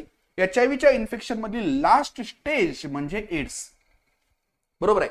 म्हणजे आपल्याला टिपिकल एड्स ची कंडिशन जेव्हा निर्माण होते तेव्हाचे लक्षण आपल्याला पाहायचे. तेव्हा नेमकं काय होतं, संसर्ग करणारा रेट्रो व्हायरस म्हणजे हा HIV व्हायरस होस्ट सेलमध्ये प्रवेश करतो तेव्हा नाही, त्याला एड्स नाही म्हणत. हे तर फारच अर्ली स्टेज आहे. ओके, रिव्हर्स ट्रान्सक्रिप्टेज एन्झाईमद्वारे व्हायरल DNA तयार होतो तेव्हा, आता ह्या HIV व्हायरसमध्ये असतो RNA पासून DNA तयार होत असतो, पण यालाही आपण एड्सची सिच्युएशन नाही म्हणू शकत.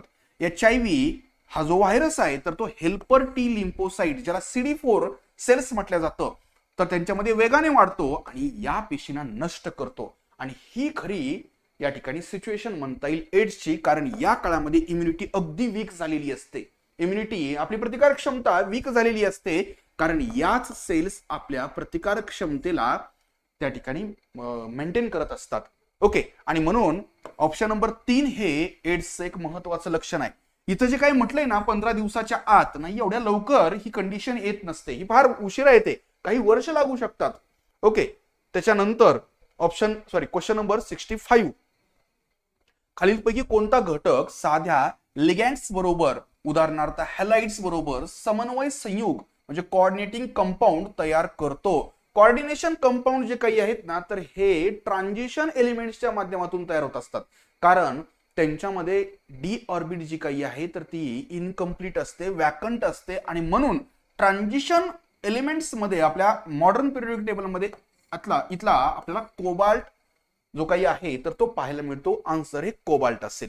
ओके, त्याच्यानंतर एकमेकात न मिसळणाऱ्या 2 द्रवापैकी, दोन्ही लिक्विड आहेत बरं, पण एकमेकांमध्ये मिसळत नाहीयेत, एका द्रवाचे दुसऱ्या द्रवामध्ये केलेल्या कोलाइडल प्रसारणास काय म्हणतात?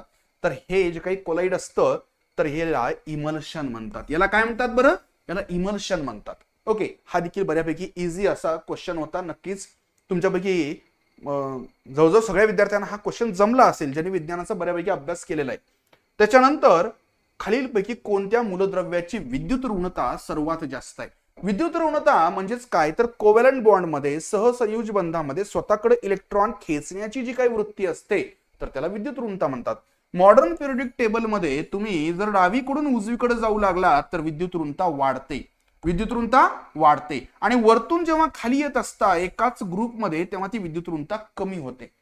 मग आता हा पॅटर्न बघा, सगळ्यात जास्त विद्युत ऋणता कुठे असेल? मग या भागामध्ये असेल, अप्पर राईट. आणि त्या भागामधलं जे काही आपल्याला एलिमेंट पाहायला भेटतं तर ते आहे फ्लोरीन. ते कोणतं आहे बरं? फ्लोरीन. आणि म्हणून आपला आन्सर जे आहे तर ते फ्लोरीन आहे. फ्लोरीनच्या खाली येतं क्लोरीन, त्यामुळे आपला आन्सर जे काही आहे फ्लोरीन, कारण वरतून खाली येताना विद्युत ऋणता पुन्हा कमी होते, त्याचाही विचार करावा लागेल. त्याच्यानंतर या ठिकाणी आपण क्लोरोअँफिनिकॉल हे जे काही आहे तर हे काय आहे? एवढं तर निश्चित आहे की क्लोरोअँफिनिकॉल हे जे आहे तर ते अँटीबायोटिक आहे, जे बॅक्टेरियाला किल करण्यासाठी वापरल्या जातं. त्याला प्रतिजैविके म्हटलं जातं. पण प्रतिजैविकांमध्ये फार वेगवेगळे प्रकार आहेत. दोन महत्वाचे प्रकार म्हणजे कोणते? तर ब्रॉड स्पेक्ट्रम अँटीबायोटिक आणि narrow spectrum antibiotic. Broad spectrum म्हणजे ते खूप साऱ्या वेगवेगळ्या प्रकारच्या पॅथोजनला, बॅक्टेरियाला किल करू शकतं, आणि नॅरो स्पेक्ट्रम म्हणजे ते विशिष्ट प्रकारच्याच बॅक्टेरियाला किल करू शकतं. तर हे जे काही आहे तर हा बऱ्यापैकी फॅक्च्युअल क्वेश्चन होता, आणि हा ब्रॉड स्पेक्ट्रम अँटीबायोटिक आहे. ग्राम पॉझिटिव्ह असो, ग्राम निगेटिव्ह, दोन्ही प्रकारच्या बॅक्टेरियाला हे क्लोरोअँफिनिकॉल जे आहे तर ते किल करू शकतं. म्हणजे ब्रॉड स्पेक्ट्रम म्हणजे फक्त बी बरोबर. ओके. त्याच्यानंतर क्वेश्चन नंबर 69, दिलेल्या पर्यायापैकी खनिज अम्ल किंवा आम्ले ओळखा. दोन प्रकारचे या ठिकाणी आपण ऍसिड बघू शकतो. एक म्हणजे ऑर्गॅनिक ऍसिड, ज्याला सेंद्रिय संयुग म्हणतात, आणि दुसरं म्हणजे कोणतं? तर इनऑर्गॅनिक ऍसिड, ज्याला खनिज अम्ल म्हणतात. आता ऑर्गॅनिक ऍसिड मध्ये काय असतं? कार्बन वगैरे असतं, बरोबर आहे. मग आता इथं ऑक्झॅलिक ऍसिड मध्ये कार्बन असतं का? असतं ना. याचा अर्थ ऑक्झॅलिक ऍसिड हे सेंद्रिय अम्ल आहे. सल्फ्युरिक ऍसिड कार्बन नाहीये, नायट्रिक ऍसिड, हायड्रोक्लोरिक ऍसिड कुणामध्येच कार्बन नाहीये. याचा अर्थ हे सगळे खनिज अम्ल किंवा इनऑर्गॅनिक ऍसिड आहेत. B C D. ओके, हे आपलं इथलं उत्तर असेल. नेक्स्ट क्वेश्चन बघूया. नेक्स्ट म्हणण्यापेक्षा शेवटचा क्वेश्चन. कोणत्याही अलोट्रॉपिक स्वरूपातील सर्व मूलद्रव्यांची ऑक्सिडेशन स्थिती ही कशी असते? हे जे काही आहे ना अलोट्रॉपिक स्वरूपातील, अलोट्रॉप म्हणजेच काय तर हे तुम्हाला माहिती असेल. कार्बनचे दोन अलोट्रॉप महत्वाचे आहेत बघा, कार्बन 12, कार्बन 14. पुन्हा इकडं या ठिकाणी कार्बनच्या बाबत जर बघितलं तर डायमंड किंवा ग्राफाईट, किंवा ऑक्सिजनच्या बाबत बघितलं तर ऑक्सिजन, ओझोन, हे फ्री स्वरूपामध्ये असतात, आणि यामुळेच त्यांची ऑक्सिडेशन स्थिती जी आहे तर ती शून्य असते. ओके, ती काय असते बरं? तर शून्य असते. ओके, तर इथं अपेक्षा करतो की तुम्हाला हे सगळे प्रश्न व्यवस्थित पद्धतीनं जमलेले असतील. ज्यांच्या कन्सेप्ट क्लिअर आहेत तर त्यांना हे प्रश्न बऱ्यापैकी जमलेले असतील. काही 2-3 प्रश्न जे आहेत तर ते खरोखरच अवघड होते, ते अपेक्षाही नव्हती सोडावेत, पण बाकीचे जे काही प्रश्न आहेत तर ते निश्चितच सोडवण्यासारखे होते, आणि योग्य पद्धतीनं तुम्ही सोडवले देखील असतील. तर यानंतर आपण या ठिकाणी इकॉनॉमिक्स पाहणार आहोत. बसके सर पुढचे जे काही क्वेश्चन्स आहेत तर ते सोडवतील.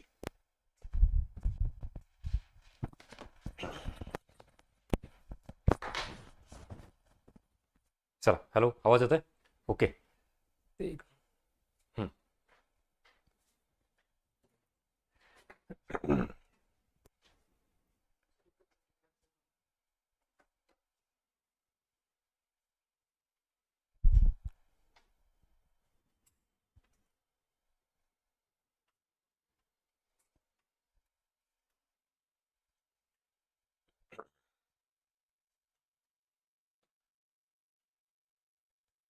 चला, हॅलो.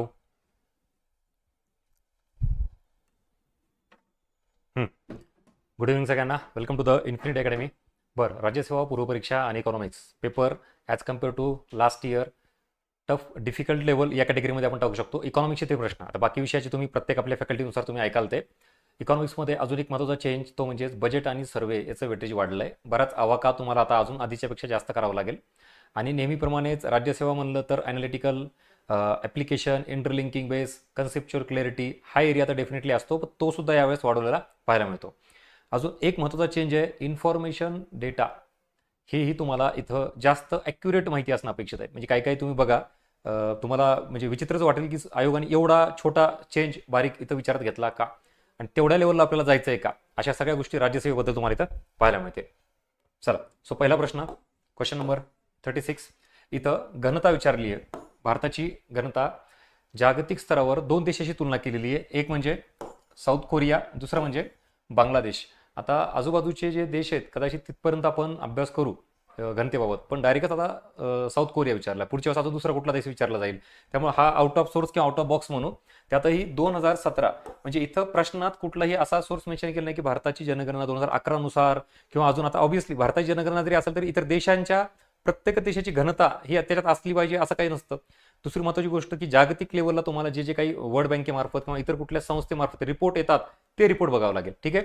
त्यामुळे हे काय असं 2011 वगैरे सोर्स नाही, 2017 नुसार केलेलं आहे.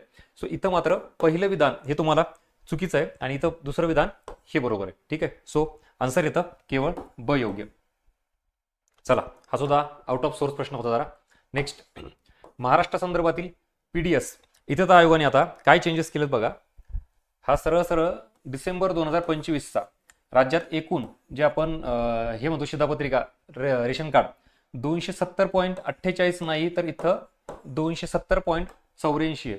म्हणजे 8.4 आणि 4.8 असा इकडे चेंजेस केलेलं आहे, एवढंच फक्त. त्यामुळं हे चुकीचं ठरतं. बाकी हे दोन विधान बरोबर आहेत आणि याच्यानुसार मग उत्तर येतं बी आणि सी.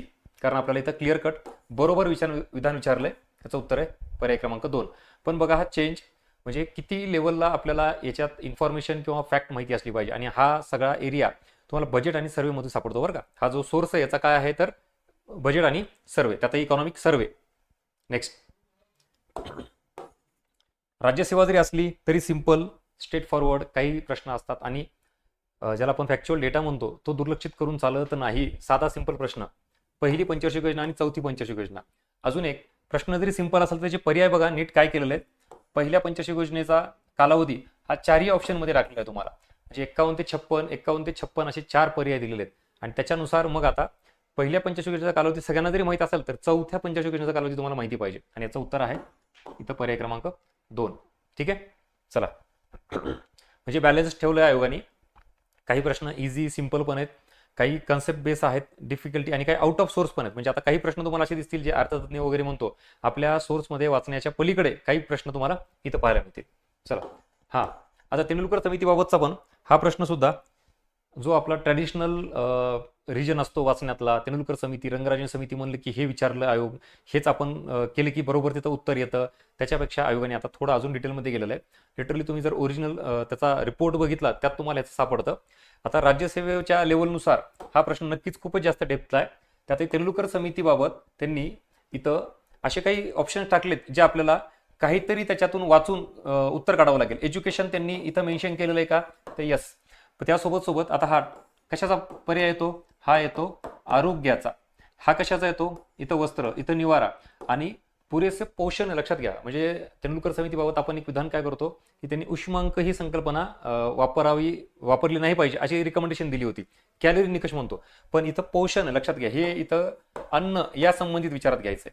त्यामुळे हे तिन्ही 4ही ऑप्शन्स जे सगळे येतात ABCDE ऑल दी अबव हे त्याचं उत्तर येतं. म्हणजे आधीच्या तुलनेमध्ये परत राज्यसेवा ज्याला आपण डिस्क्रिप्टिव्ह पॅटर्न म्हणतो त्याच्यानुसार आपल्याला थोडी डेप्थ वाढवावी लागेल as compare to previous year.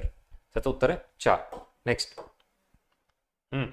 हा सुद्धा परत आउट ऑफ सोर्स किंवा वाचण्याच्या पलीकडे एरिया असतो. पुन्हा इथंही इन्फॉर्मेशनच आयोगाने विचारलेली आहे. आता याच्यात क्लिअर कट काही जे आकडे आहेत इथं बदललेले आहेत. याच्यामध्ये इथं 6 आणि 10, ह्या 6च्या ऐवजी तिथं 8 पाहिजे आणि 10च्या ऐवजी 18 पाहिजे.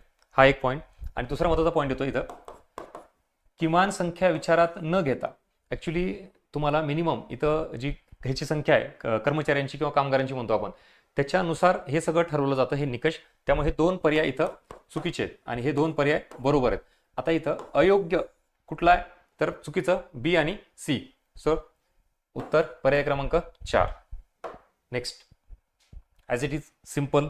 आता याच्यात पण परत तोच मुद्दा येतो, किमान 4 ते 5 प्रश्न तुम्हाला असे दिसतील जे डायरेक्टली फॅक्च्युअल होते आणि स्ट्रेट फॉरवर्ड होते. म्हणजे तिथं तुमचा एकही प्रश्न चुकता कामा नव्हता. त्यातला हा एक एरिया इथं. याचं उत्तर आहे पर्याय क्रमांक 4. पण डायरेक्टली योजना आणि त्या योजनांची सुरुवातीचे वर्ष आपल्याला पाठ पाहिजेत. राज्यसेवेच्या दृष्टिकोनातून बऱ्याच विद्यार्थ्यांना कन्सेप्टचा एरिया आपण परफेक्ट म्हणून करतो, पण फॅक्टला किती परफेक्शन लागतं त्याच्यामुळे शक्यतो दुर्लक्ष करतात विद्यार्थी. पण या परीक्षेने पुन्हा दाखवून दिलं कन्सेप्ट सोबत फॅक्च्युअल एरिया दुर्लक्ष करून चालणार नाही राज्यसेवेच्या लेवलला. हे सरळ म्हणजे असेच तुम्हाला 3 ते 4 प्रश्न दिसतील डायरेक्टली. चला, आता अर्थतज्ञ इकॉनॉमिस्ट. 1950च्या दशकाच्या उत्तरार्धात उच्च उत्पन्न, आता इथं आयोगाने काय केलं बघा, इंग्लिश आणि मराठीमध्ये इथं उच्च उत्पन्न दिले, पण तुम्ही इंग्लिशचा जर सोर्स बघितला तर ह्याच्यातच लो इन्कम हा शब्द दिलेला आहे. इंग्लिश नुसार बघितला तर हा पर्याय बरोबर येतो, ठीक आहे पहिला, पण परत इंग्लिश आणि मराठीमध्ये गफलत केली ही माहिती असू द्या. बाकी कोल आणि हुअर या मॉडेलनुसार ज्यावेळेला आपण फर्टिलिटी रेट जास्त म्हणतो त्यामुळे GNP सुद्धा अधिक वेगाने वाढतो का, तर इथं चुकीचं आहे.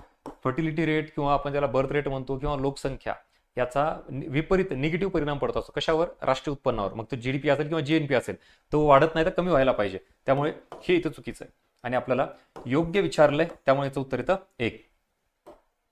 नेक्स्ट, आता इथंही हा एरिया इन्फॉर्मेशन बेस नाही, म्हणजे तुम्ही ती एखादा सब्जेक्ट किंवा वेगवेगळे टॉपिक समजून घेऊन एकमेकाला इंटरलिंक करता. इथं विचारलंय काय, जमिनीच्या उपविभागने तुकडे याच्या बाबतीतला डिसएडव्हान्टेजचा पार्ट विचारलाय, लँड फ्रॅगमेंटेशन, आणि त्याचा संबंध विचारलेला आहे. जमिनीची नासाडी होतीये का, प्रचंड बेरोजगारी, कमी उत्पादकता आणि जमीन व्यवस्थापन सोपे होणे. साहजिक आहे, ज्यावेळेला आपण एखादी मोठी लँड विचारात घेतो, खूप मोठी जमीन आहे, तर त्याच्यामध्ये खूप चांगल्या पद्धतीने त्याचा फायदा घेता येतो. पण जेव्हा त्याचं फ्रॅगमेंटेशन होतं छोट्या छोट्या भागामध्ये, तर काय होतं, जिथं बाउंड्री वगैरे आखणं म्हणतो आपण, बांध म्हणतो किंवा कुंपण वगैरे टाकणं, त्याच्यामध्ये बरीच जमीन वेस्ट होती. त्यामुळे हा पर्याय लागू होतो. त्याचे दुष्परिणाम आहेत, तोटे आहेत.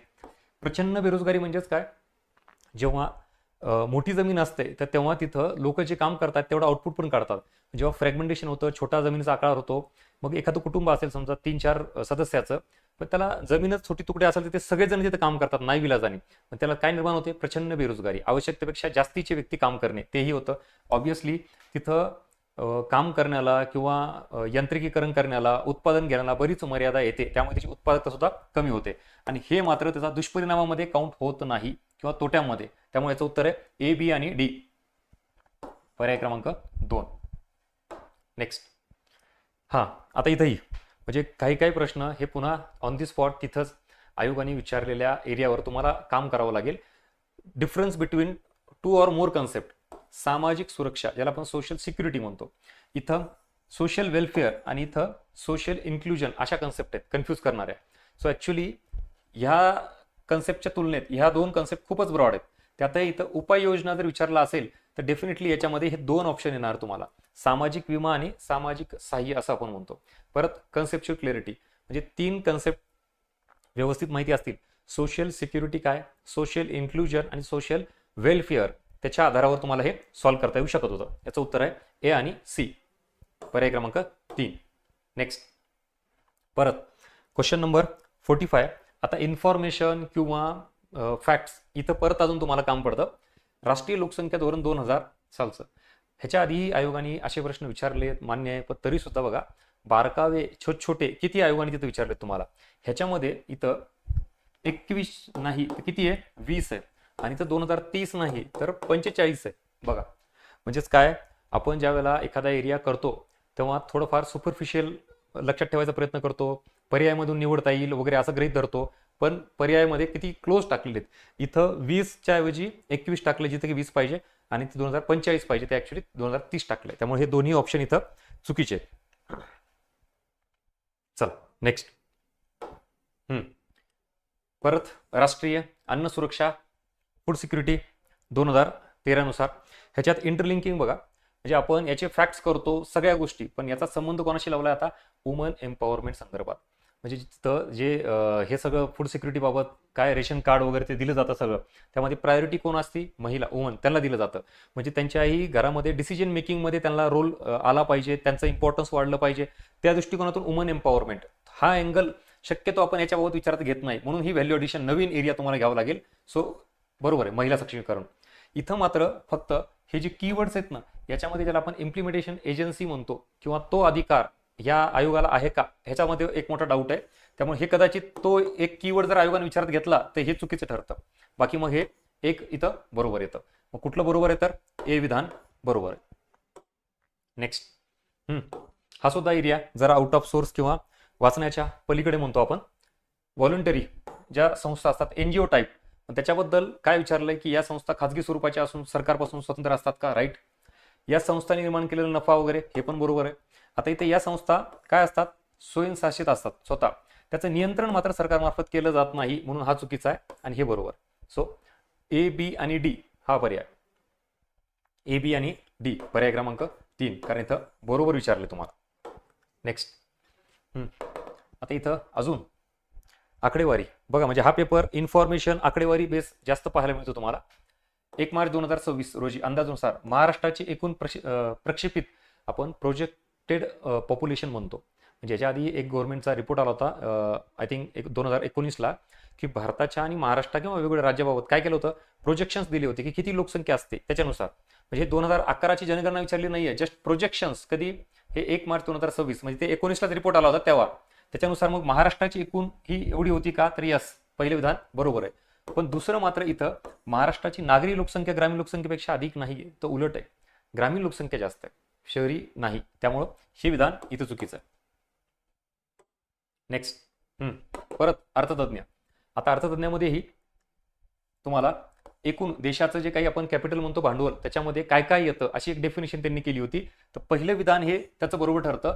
त्याच्यामध्ये हे मानवनिर्मित भांडवल असेल किंवा फिजिकल कॅपिटल म्हणतो, इन्व्हायरमेंट कॅपिटल, हे सगळे शब्द वापरलेत, पहिले विधान बरोबर आहे. दुसऱ्या विधानामध्ये मात्र इथं ही जी डेफिनेशन दिली आहे सस्टेनेबल डेव्हलपमेंट, याच्यामध्ये हे फिजिकल कॅपिटल असेल, ह्युमन कॅपिटल असेल किंवा इन्व्हायरमेंट कॅपिटल असेल, याच्याबाबत हे सगळं हे वाढायला पाहिजे ऍक्च्युली, पण इथं त्यांनी काय दिले, कमी होते असं म्हटलंय, म्हणून हे विधान इथं चुकीचं ठरतं. आणि आपल्याला बरोबर विधान विचारलंय, केवळ अबरोबर. नेक्स्ट. आता ह्याच्यातला हा सगळ्यात शेवटचा आणि एकदम फॅक्च्युअल परत एकदा काय, तेंडुलकर समिती. तेंडुलकर समितीच्या परत 3 आकडेवारीपैकी एक विचारली आहे. म्हणजे 4, 5, 9, 10 आणि 11, 12 असे 3 आकडेवारी आहेत. त्यातली 4, 5 विचारली आहे. ग्रामीण आणि शहरी ह्याच्यातला क्लिअर कट हा पहिला पर्याय ॲज इट इज तुम्हाला पुस्तकात कुठल्याही आपल्याला पाहायला मिळतो.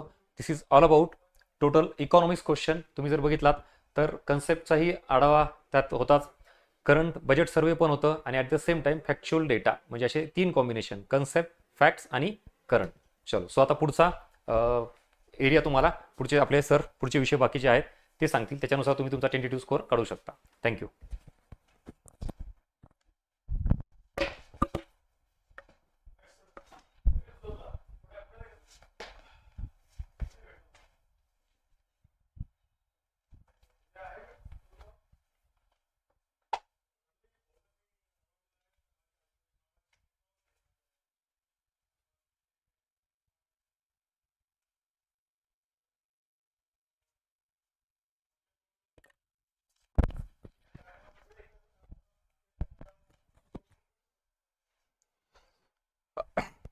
डी सेक्शन आहे माझ्याकडे. बी आणि डी ला बहुतेक 71 पासून होते पॉलिटीला, ते घेऊ.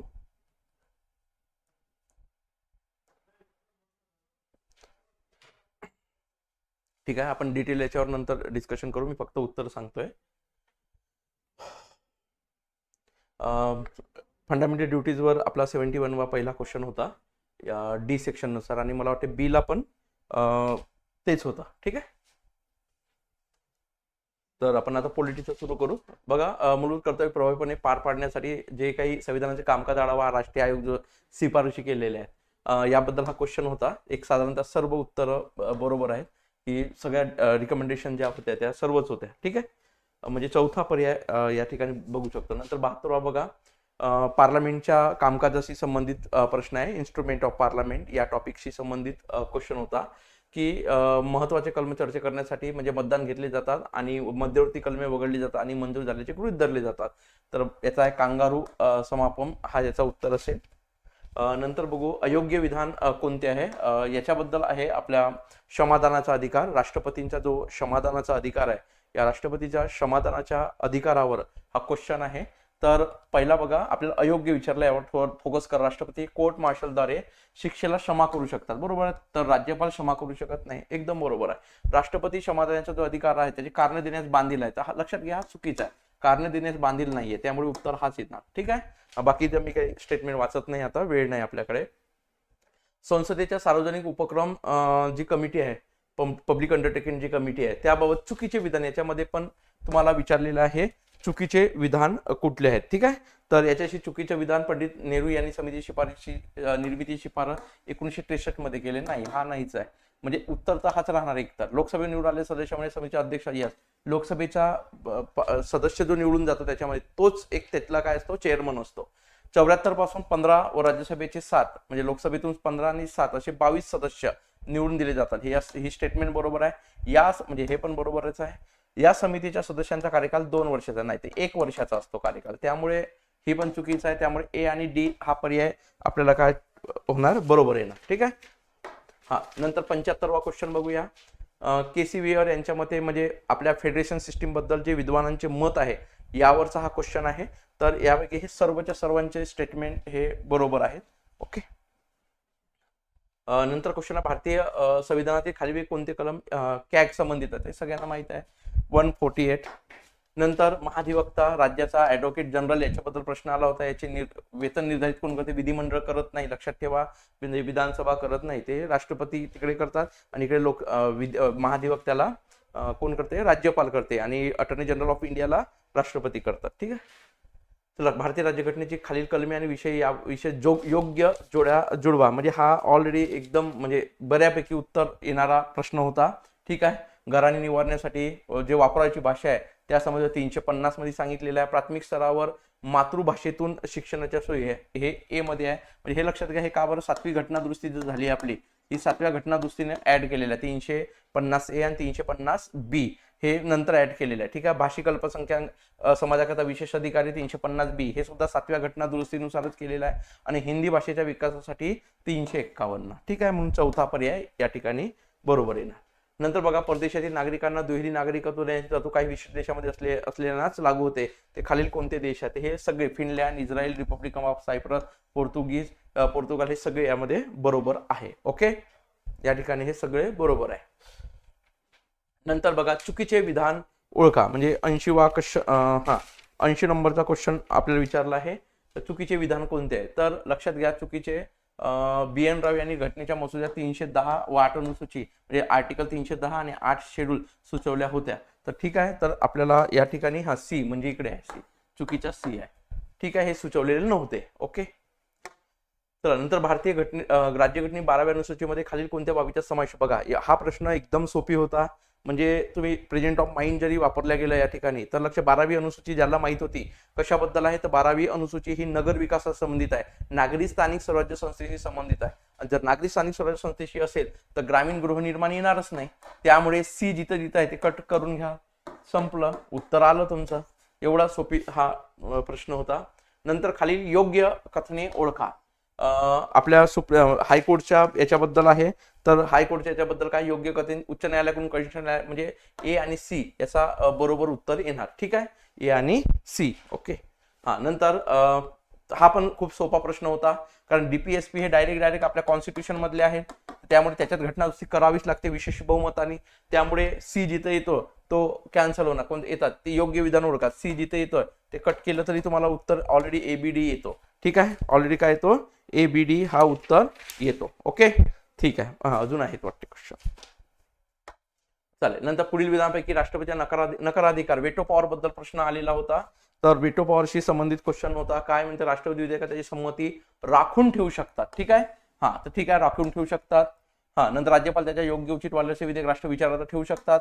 राष्ट्रपतीकडे पुनराच्या विधेयक दोन्ही सभागृह संदेशासह पाठवू शकतो. बरोबर आहे, संदेश देऊन पाठवू शकतो. ओके. चला, नंतर शेवटचा क्वेश्चन आहे 85 आपल्या याच्यानुसार आंतरराज्य परिषदे संबंधित हा क्वेश्चन आहे. ठीक आहे. कशा संबंधित, आंतरराज्य परिषदे संबंधित हा क्वेश्चन आहे. तर या क्वेश्चन मध्ये शेवटचा क्वेश्चन आहे. याचा उल्लेख अनुच्छेद 263 मध्ये करण्यात आलाय. त्याची स्थापना करण्याचा अधिकार राष्ट्रपतींना आहे. बरोबर आहे. योग्य विधान शोधायचं आहे आपल्याला. बी बरोबरच आहे. हा, राष्ट्रपतींनी या अधिकाराचा आजवर वापर केलेला नाही आणि केलेला आहे आजवर तर वापर झालेला आहे नाही. 1989 मध्ये राष्ट्रपतींनी अशी संस्था स्थापन केलेली होती. ओके. हा, म्हणजे शेवटचा तर आलेला आहे आपला. ओके. तर सी चुकीचा आहे.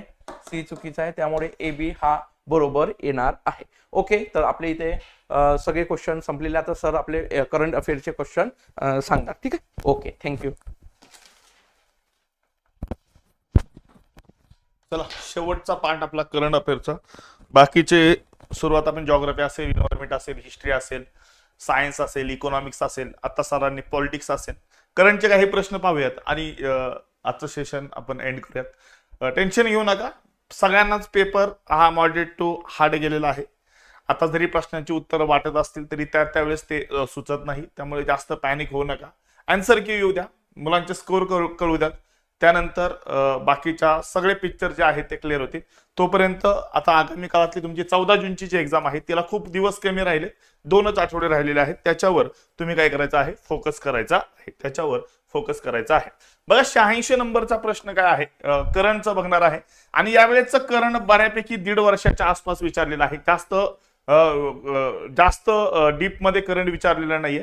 बऱ्यापैकी 1-1.5 वर्षाच्या अंदाजाने त्यांनी काय केलेलं आहे, करंटचे प्रश्न विचारलेले आहेत. करंट मध्ये जास्त अवघड विचारलेलं नाही आहे.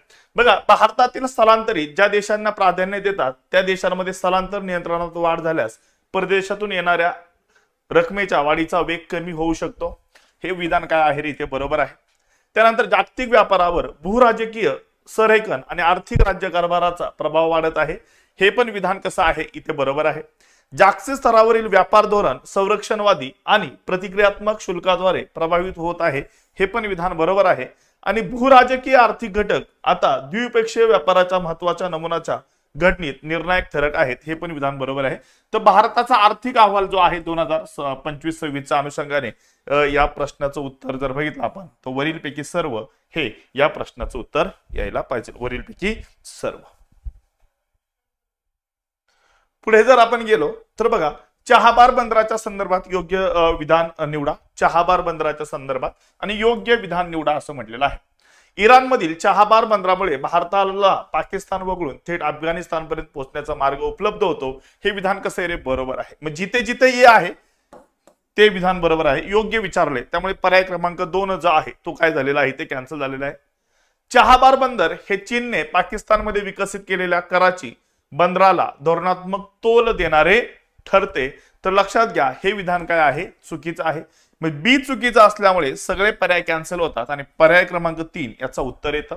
चहाबार बंदराच्या संचालन आणि विकासासाठी स्थापन करण्यात आलेली विशेष उद्देशीय संस्था म्हणजेच इंडिया स्पोर्ट्स ग्लोबल लिमिटेड आहे. हे विधान कसं आहे, बरोबर आहे. 2026-27च्या अर्थसंकल्पात चहाबार बंदरासाठी कोणत्याही निधीची तरतूद करण्यात आलेली नाही. कोणत्याही निधीची तरतूद करण्यात आलेली नाही. हे एसीडी हे विधान काय आहे, ते योग्य आहेत. एसीडी हे विधान इथे काय आहेत, योग्य आहेत. पुढे खालीलपैकी कोण चिलीचे 38वे राष्ट्राध्यक्ष बनलेले आहेत. तर जोस अँटोनिया कास्ट्रिस्ट हे जे आहे ते चिलीचे 38वे राष्ट्राध्यक्ष बनलेले आहेत. हे चिलीचे 38वे राष्ट्राध्यक्ष बनलेले आहेत. श्री सुरेश कलमाडी यांनी कोणत्या काळात आशिया अथलेटिक संघटनेचे अध्यक्षपद भूषवले. बऱ्याच जणांना प्रश्न पडला असेल एवढं जुनं काय आहे, तर त्यांचं नुकतंच निधन झाल्यामुळे याच्यावर प्रश्न आलेला आहे. श्री सुरेश कलमाडी यांनी कोणत्या काळात आशिया अथलेटिक संघटनेचे अध्यक्षपद भूषवले होते. तर ते 2000 ते 2013 या काळामध्ये त्यांनी ते अध्यक्षपद जे आहे ते काय केलेलं आहे, भूषवलेलं आहे. त्यांनी ते अध्यक्षपद जे आहे ते भूषवलेलं आहे. पुढे जर केलं तर खालीलपैकी कोणते विधान बरोबर आहे म्हटले. कोणते विधान बरोबर आहे, तर राष्ट्रीय संस्थात्मक क्रमवारी आराखडा देशभरातील शैक्षणिक संस्थांना क्रमवारी देण्यासाठी एक पद्धतशीर प्रणाली प्रदान करतो. एक बरोबर आहे सगळीकडे, त्यामुळे पर्याय क्रमांक 3 गेला. राष्ट्रीय संस्थात्मक क्रमवारी आराखड्याची सुरुवात 2020 ला करण्यात आली. तर हे काय आहे, चुकीचं आहे. त्यामुळे जिथे जिथे बी आहे ते पर्याय गेले. मान याचं उत्तर काय येणार आहे, एसीडी हे याचं उत्तर असणार आहे. ही क्रमवारी 5 निकषाच्या आधारे निश्चित केली जाते. त्यामुळे हे विधान बरोबर आहे. सस्टेनेबल डेव्हलपमेंट गोल्स या श्रेणीमध्ये इंडियन इन्स्टिट्यूट ऑफ टेक्नॉलॉजी मद्रासने प्रथम क्रमांक मिळवलेला आहे. मग याचं उत्तर जे येणार आहे ते याचं उत्तर काय आहे रे, तर लक्षात घ्या या प्रश्नाचं उत्तर जे आहे ते एसीडी हे या प्रश्नाचं उत्तर आहे. एसीडी हे या प्रश्नाचं उत्तर आहे, एसीडी. पुढे भारतातील अभिजात भाषांना त्यांना मिळालेल्या मान्यतेनुसार जर क्रम लावला तर सर्वात 2004 ला पहिल्यांदा मान्यता मिळालेली आहे तमिळला. मग जिथून जिथून ई नी सुरुवात आहे तर त्याचं उत्तर आहे ई. तमिळ नंतर आहे संस्कृत, त्यानंतर तेलुगू, त्यानंतर आहे त्यानंतर आहे ओडिया आणि शेवटी आहे काय आहे, शेवटी पाली. तर तमिळ 2004 एवढं जरी लक्षात आलं असतं तरी तुम्हाला त्या उत्तराकडे जाता आलं असतं. तरी तुम्हाला त्या उत्तराकडे काय करता आलं असतं, जाता आलं असतं. त्यानंतर बघा प्रधानमंत्री जनधान्य कृषी योजनेबाबत खालीलपैकी योग्य कथन ओळखा.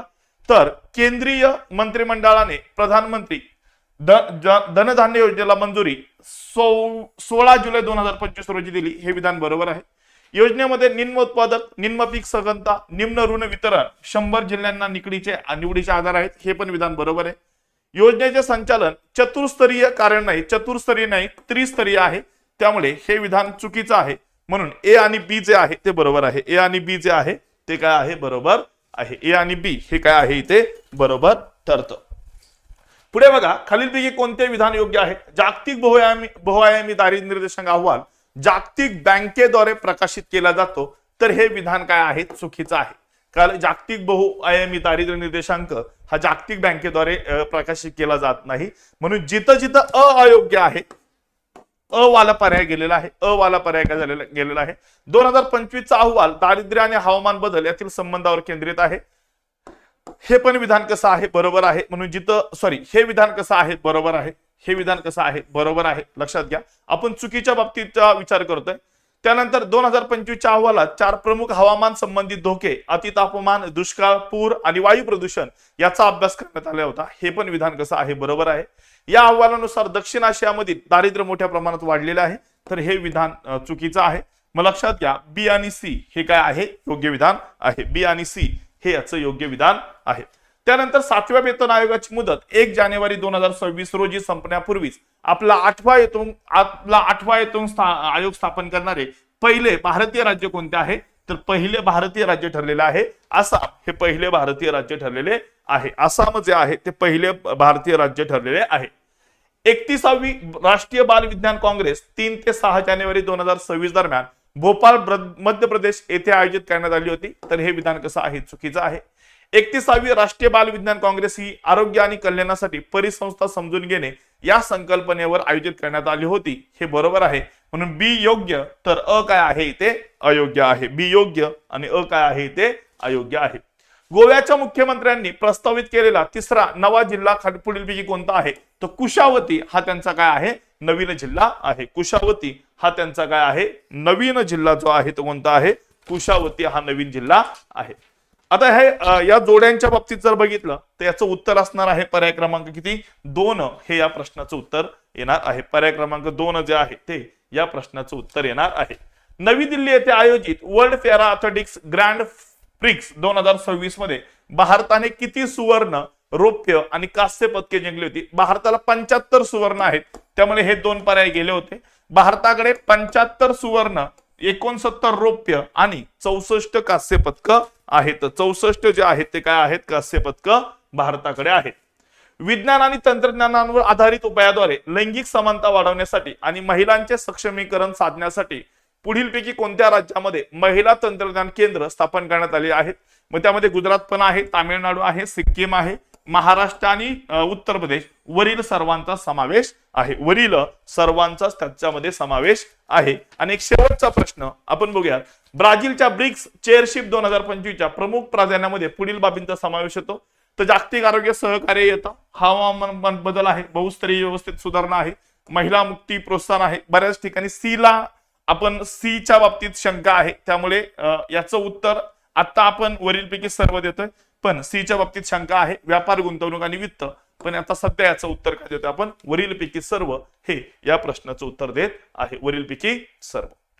अशा प्रकारे 100 प्रश्नाचे संभाव्य उत्तर आमच्या शिक्षकांनी तुम्हाला दिलेलं आहे. याची आन्सर की लवकरच येईल, त्यामुळे जास्त पॅनिक न होता 14 तारखेची जी तुमची एक्झाम आहे त्या 14 तारखेच्या ग्रुप बी च्या एक्झामवर फोकस करायचा आहे. बघा, युपीएससी एमपीएससीच्या अनुषंगाने राज्यसेवा 2025 च्या अनुषंगाने वैकल्पिक विषय जॉग्राफी अमित डहाणे सर घेणार आहे. याची बॅच सुरू झालेली आहे. कुणाचा स्पेशल विषय जर असेल जॉग्राफी तर त्या विद्यार्थ्यांसाठी ही सुवर्ण संधी आहे. ज्यांना कुणाला ऍडमिशन करायचं त्यांनी 8999863938 या नंबरला कॉल करू शकता. आणि कंबाईन ची 2027 च्या अनुषंगाने तुम्हाला तयारी करायची. आता तुम्हाला माहिती आहे सर्व जे एक्झाम आहेत त्या एमपीएससी कडे जाणार आहेत, सर्व एक्झाम पुढे जाणार आहेत. आता एमपीएससी कंडक्ट करणार आहे. मग त्याच्या अनुषंगाने 2027 च्या अनुषंगाने जर तुम्हाला ऑनलाईन प्लस ऑफलाईन तयारी करायची असेल, प्री प्लस मेन्स, तर तुम्ही आमच्या या नंबरला कॉल करू शकता. 9158479191 या नंबरला तुम्ही काय करू शकता, कॉल करू शकता. या नंबरला तुम्ही कॉल करू शकता. ठीक आहे, आज आपण थांबूयात. धन्यवाद.